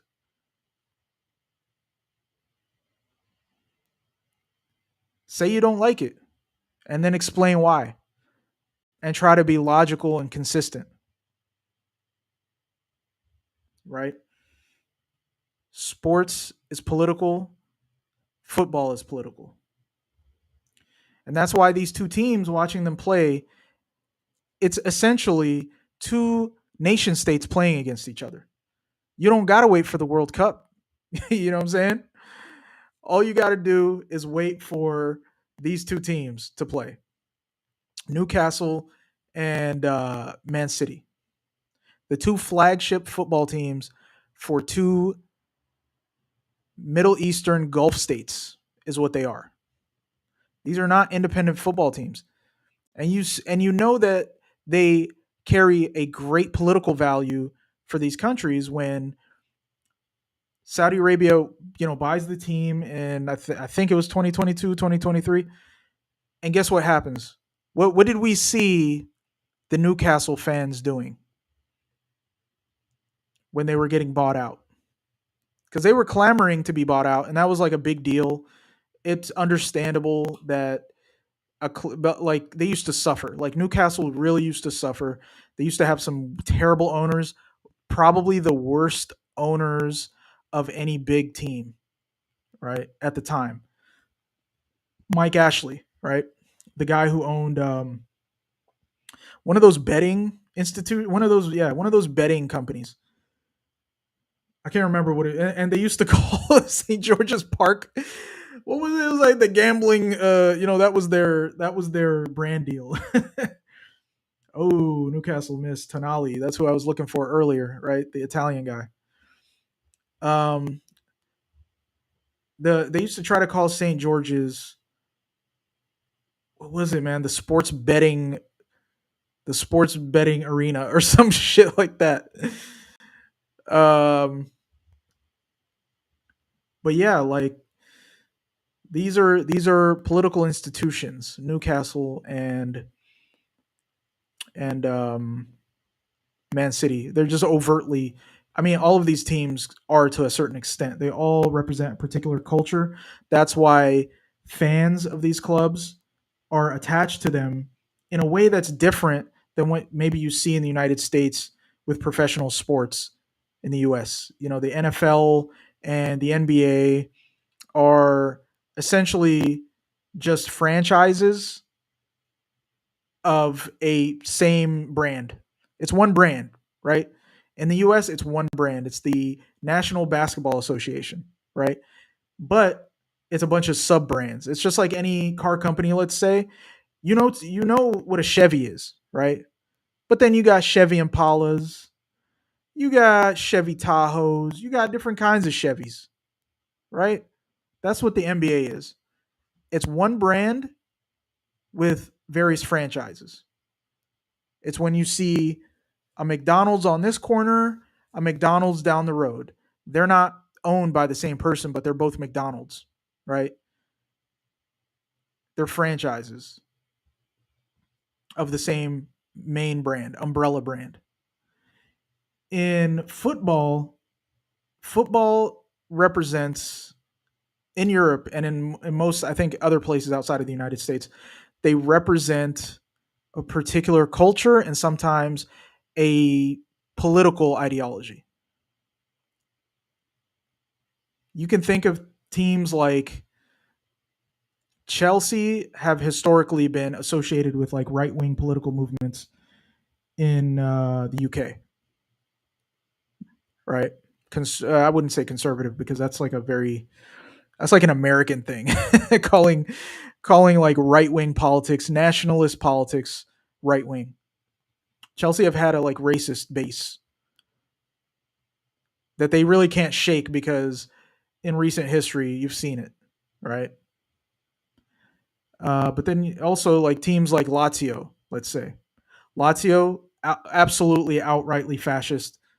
Um, if you're not familiar with Lazio, the team in Rome, it's like the second team in Rome. Uh, they're called SS Lazio. Think about that, right? SS Lazio. Paolo Di Canio, the guy who used to play for West Ham, was like their legend at Lazio. Type in Paolo Di Canio and tell me what gesture he makes with his hand at the stadium, right? And it's not all right wing, of course. You know, you have some um, explicitly leftist teams. I believe I think Atalanta.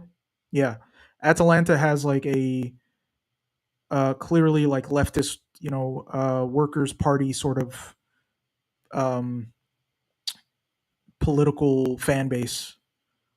Their fan base is like outwardly and actively um, leftist, which is out of the norm for Italian clubs because most Italian clubs have like fascist associations, as they would, it being the home of the birthplace of fascism, right? Italy being the birthplace of fascism. Um, St. Pauli in Germany, right? They're a Hamburg-based football team, very, very far left fan base, very explicitly far left. Um, so yeah, I mean that's the thing about football. It's tribal, and that's what makes it so good. It's so enjoyable because it is so tribal, because it is a space for the sort of irrational views that people have that are natural. It's kind of a natural. It's called being reactionary. This tribalism and nationalism. It's reactionary behavior that is expressed in football, and it's enjoyable because it's in a space that is not necessarily destructive to society. Right? I can sit here and I can talk about how Tottenham Hotspur are, uh, you know, they are fundamentally inferior or something. You know what I'm saying? This sort of irrational thinking you find in football. I can talk about, Chelsea being scum, right? Or Man City being scum. These kind of like really, you know, these things that you wouldn't say about other human beings or shouldn't say about other human beings unless they kind of are. You know what I'm saying? There's, where do you stop? Right? But you can do that with football, right? And then you get there's a there's a quantifiable way of making these claims. Be like, oh yeah, Tottenham are inferior. Look at how bad they are, and look where they are on the table in this hierarchy, right? It's an expression really of like, especially in Europe, it's a very European thing. These rigid hierarchies. So you can watch football and you can experience the visceral nature of it, right? Of being kind of like dominant or being on the lower end of the hierarchy, and the struggle and then the hope that maybe one day you could move beyond your sort of inferior position in the hierarchy. You could do all this without necessarily have it, be uh, deal with like the violence and the chaos and all of the negative impacts that you see when this sort of thinking is actually applied to regular real life society. When you see it happen in places like the Balkans, or when you see it in various instances in Africa or anywhere else in the world, where you see genocides happen, where people are dehumanized, right? It's easy to do that when you're watching football because there aren't really any major consequences. But sometimes there is like it bleeds into each other in certain places, in certain instances, like in Italy, where there are real like outside political forces involved in the football. I believe in Hungary. I'm not even like familiar with like football in Hungary like that, but um, I think it was Hungary, or it was one of those. It was one of those like former like Balkan or Balkan adjacent countries where you have wherever Berbatov is from, like the mafia involvement in football in Hungary, right? It kind of bleeds into each other, right? The politics. You have political people involved. Right now, it's kind of happening a lot. Like we're in a world that we thought that we had moved beyond politically, and even in the way that our day to day life is being experienced. Even the entertainment that we are consuming is now part of this. It's all intertwined now. The escapism that a lot of us engaged in for, especially here in the United States, where we didn't have to be privy to what was going on in the rest of the world. It didn't matter. It was so far away. It's across the ocean. It's over there. I don't have to worry about drought and famine and all of this stuff that's happening elsewhere, right?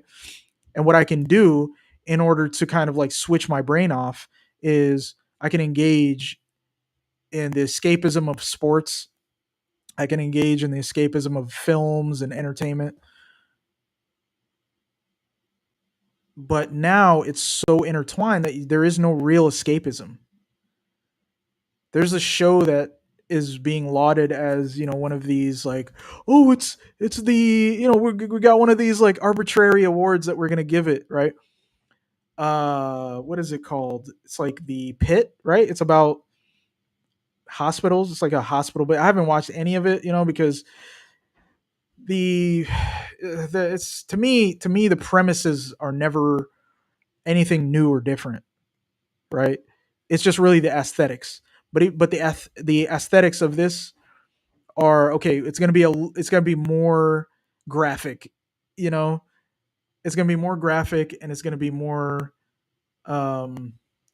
be more visceral to make you feel what it's like and the trauma of having to work inside of a hospital emergency room, right? So there's not really any escapism. It's like increased realism. Your TV, it's just increased realism. It went from 720p to 1020 or 1080p, right? Now it's at 4K. I think, nah, man, I might I might be crazy. I might be to say that there's like 8K TVs. Maybe, I don't know. It's like TVs that are so advanced that the human eye can't like pick up on the resolution of it. So it's like more and more realism because we're at a state where the products of capitalism are not really doing anything that's innovative. All that's a whole other topic. Like we could talk about that too. I'll write this stuff down so maybe we can get like sort of a coherent conversation about it. You know, write it in the chat. Write it. Whoever's watching, write it in the chat. Write it in the comments. I'm gonna upload these as shorts too. So what I mean, like and subscribe and do all that. Right. If you want to hear me talk sports and politics. Um, so yeah, like I was saying, the sports, uh, the escapism, not there's not too much escapism because it's like it's mixed in the UK and in the Premier League. Let's talk about, right, because we're watching two Premier League teams. You have Man City, you have Newcastle. Okay, they've established the overt state control of a football club in the Prem. They've set that as a precedent. Okay, Chelsea, it wasn't so overt. You had these attempts to make it look like Abramovich is just some like really astute businessman that made a lot of money who came up from nothing in the Soviet Union. Get the fuck get out of here. What are you talking about? This guy made rubber duckies. Oh man. This guy made his fortune off of rubber duckies. Ah, yes, I'm a rubber ducky billionaire. I'm a rubber ducky magnate. Um, they paid lip service and they tried to keep up this facade that people in the elite circles would not necessarily are very dubious of. But your regular person that wants to just live their life, they'll suspend disbelief the same way that watching a film to escape, you kind of have to suspend your disbelief. Little holes in the story, you don't want to question it just because you want to turn off and enjoy the movie, right? The good parts of it. So ignore the bad parts of it, right? And that's what was initially the case with a team like Chelsea. Newcastle and Man City are overt control, overt state control of a football team. And now that that precedent has been set, you have new examples of it. Nottingham Forest, you know, Nottingham Forest, owned by uh, Miranakis. Can't remember his first name. What was his first name? I'll look it up. Anyway, Miranakis, the Greek billionaire and heir to a Greek, billionaire fortune, also owner of Olympiakos, the biggest team in Greece, right? So a guy who wields a lot of economic and political power and some associations with the mafia in Greece, right, is now controlling a football team in the Premier League as well, right? Because the precedent has been set. We have seen the governing bodies of these footballing institutions decide that there is no real sanctity to these football clubs, and whoever is willing to pay the highest price um, is therefore a legitimate potential owner of these clubs, right? I believe I'd have to do research, but I believe historically there was a problem. There was a hesitance by the footballing authorities because of different racist kind of reasons. They didn't want particular people owning certain teams, right? Or illogical kind of reasons, right? Maybe.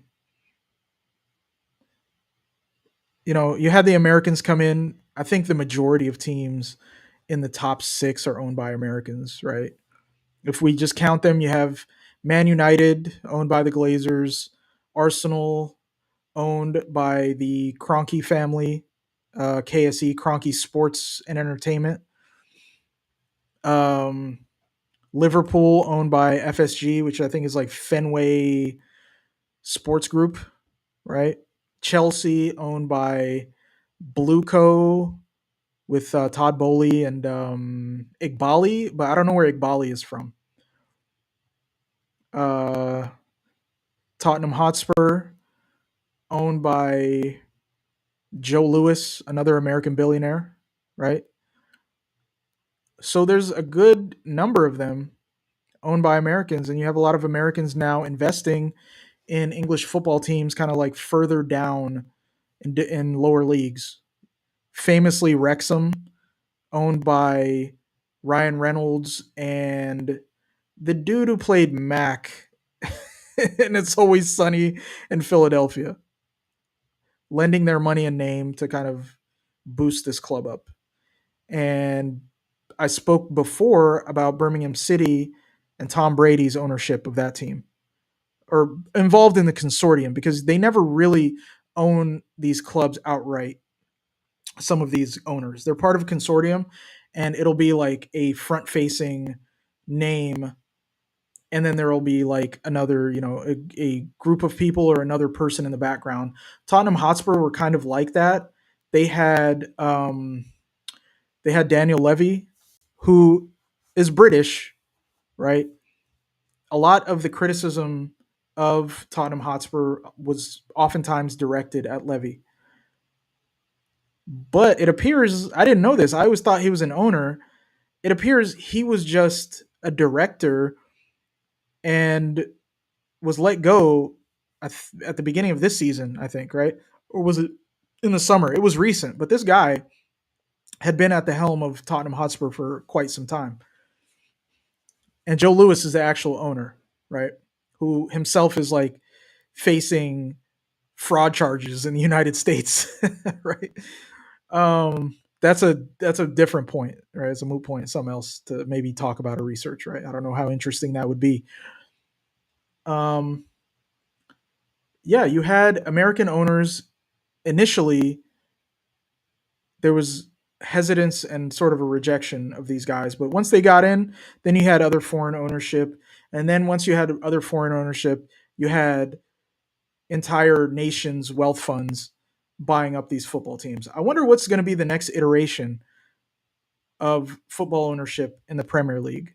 Now that we have state ownership of clubs, there's been an attempt, of course, to do like a super league, but the super league model, the reason it was so roundly rejected, soundly and roundly rejected, was because of the fact that it would establish the same kind of franchise system that you see in the United States with the NBA and NFL and these other sports franchises. It's a concentration of power rather than um, having like a meritocracy like you have in football. Because again, this is another plus in the bracket of of football, right? Let's not be all the way negative. The Premier League and these other leagues, they get a plus because they instituted a promotion and demotion system, a promotion and a relegation system. If you're at the top of your league and there's another level, then you get promoted. Certain number of teams, 3 4 teams get promoted. Conversely, if you are at the bottom of a particular league, at the end of the season, you get demoted, relegated, and you go into the lower league. So there's an incentive to being good. Not that why should there be an incentive? The fact that there is an incentive, it's because there's money involved. That's why, right? When there's money involved, you kind of like naturally get ulterior motives that get thrown into the mix, right? So this promotion and demotion system, even though it's not perfect, it does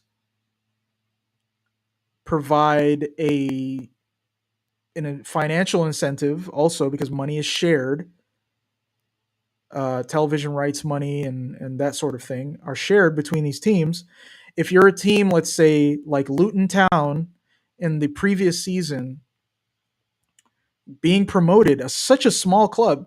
If anybody watched the Premier League last year and saw Luton Town and their stadium, and the fact that their stadium is like inside of a neighborhood, like you got to walk through somebody's living room to get into the Luton Town. I'm just kidding. That's I don't think that's true.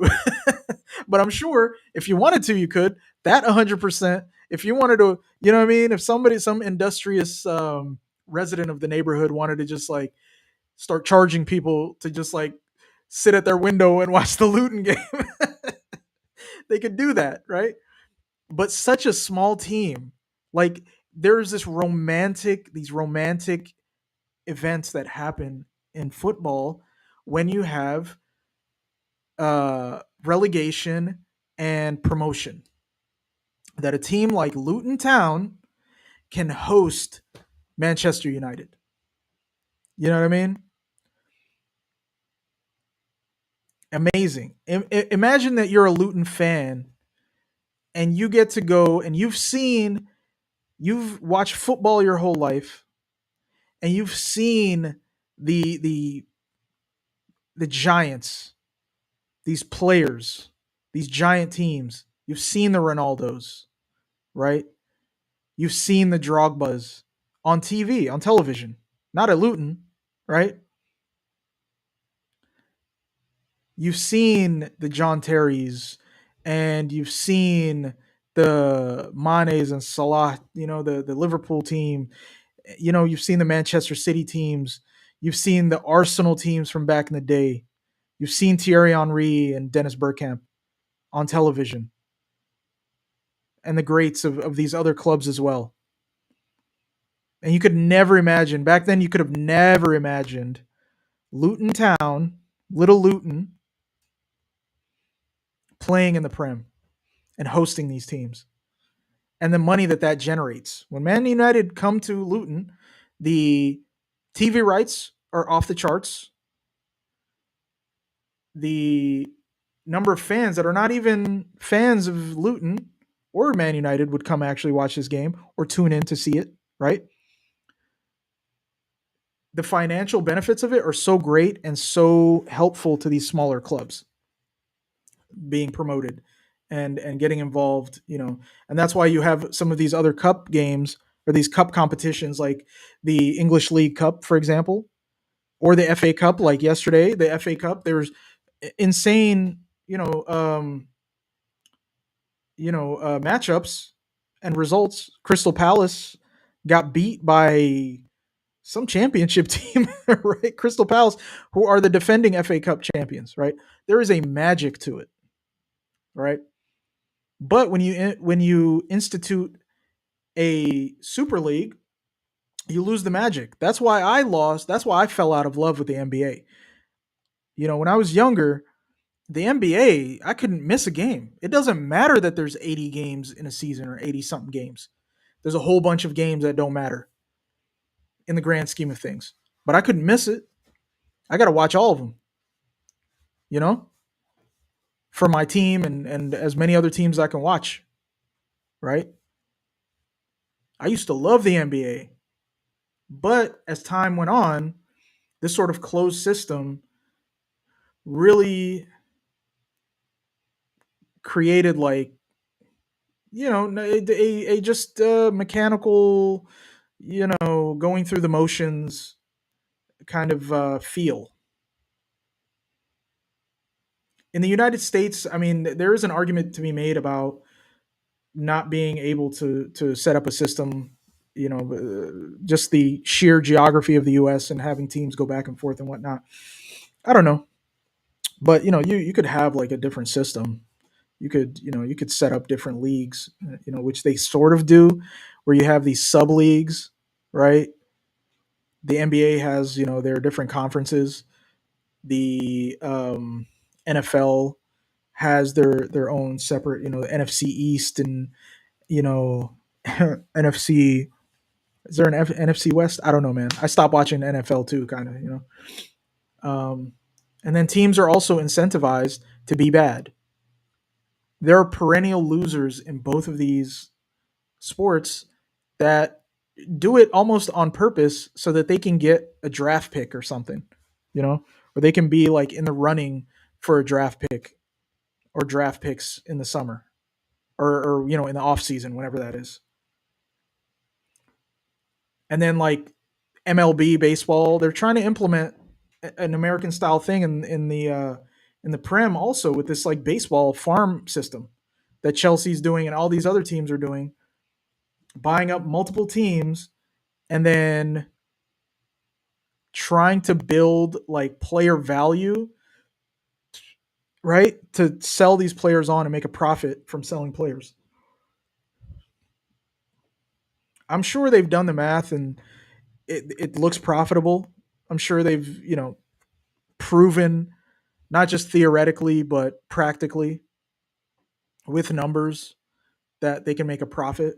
But that doesn't necessarily mean that the product is going to be good. If that's what we're going to call it, a product, some kind of commodity that's just bought and sold, which is what they're doing to these players, just treating them like a commodity.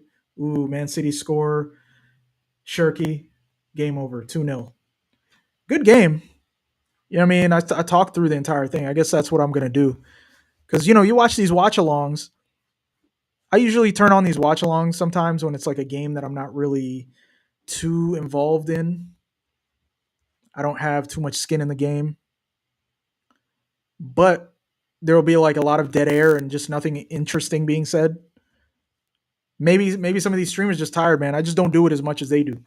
I look at these guys, man, and they do it like they be streaming for like 8 hours a day and doing all kinds of crazy stuff.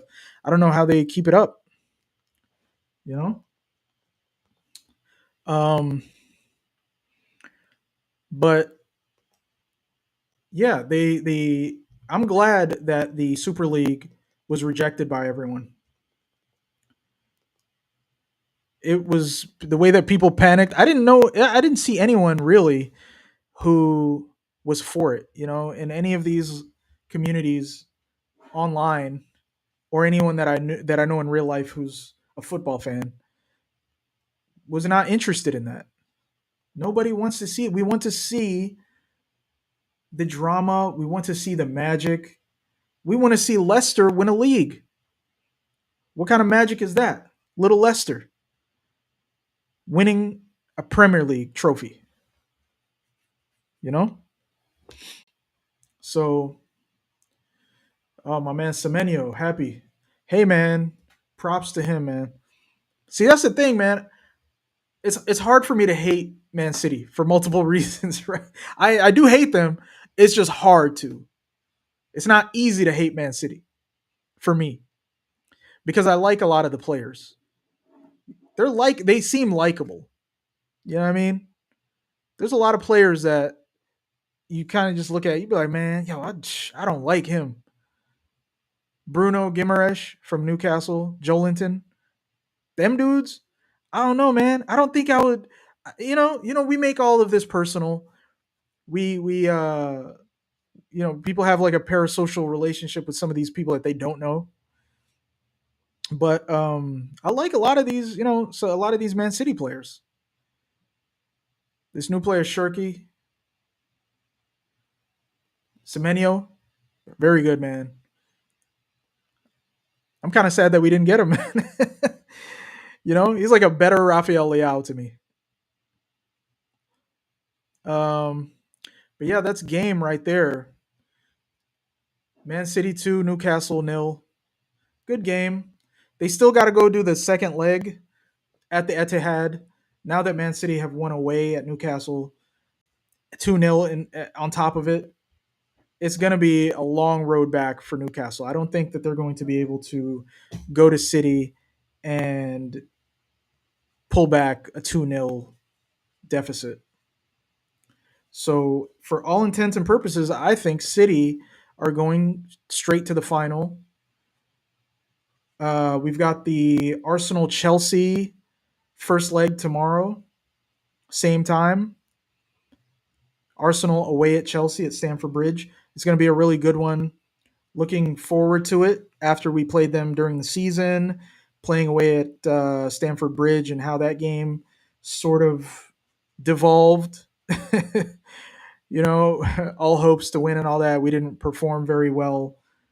Um, so tomorrow I will be on around the same time, 2:45. I'll try to be on time instead of coming late, which is uncharacteristic for me.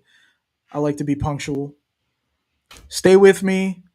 Like, share, subscribe.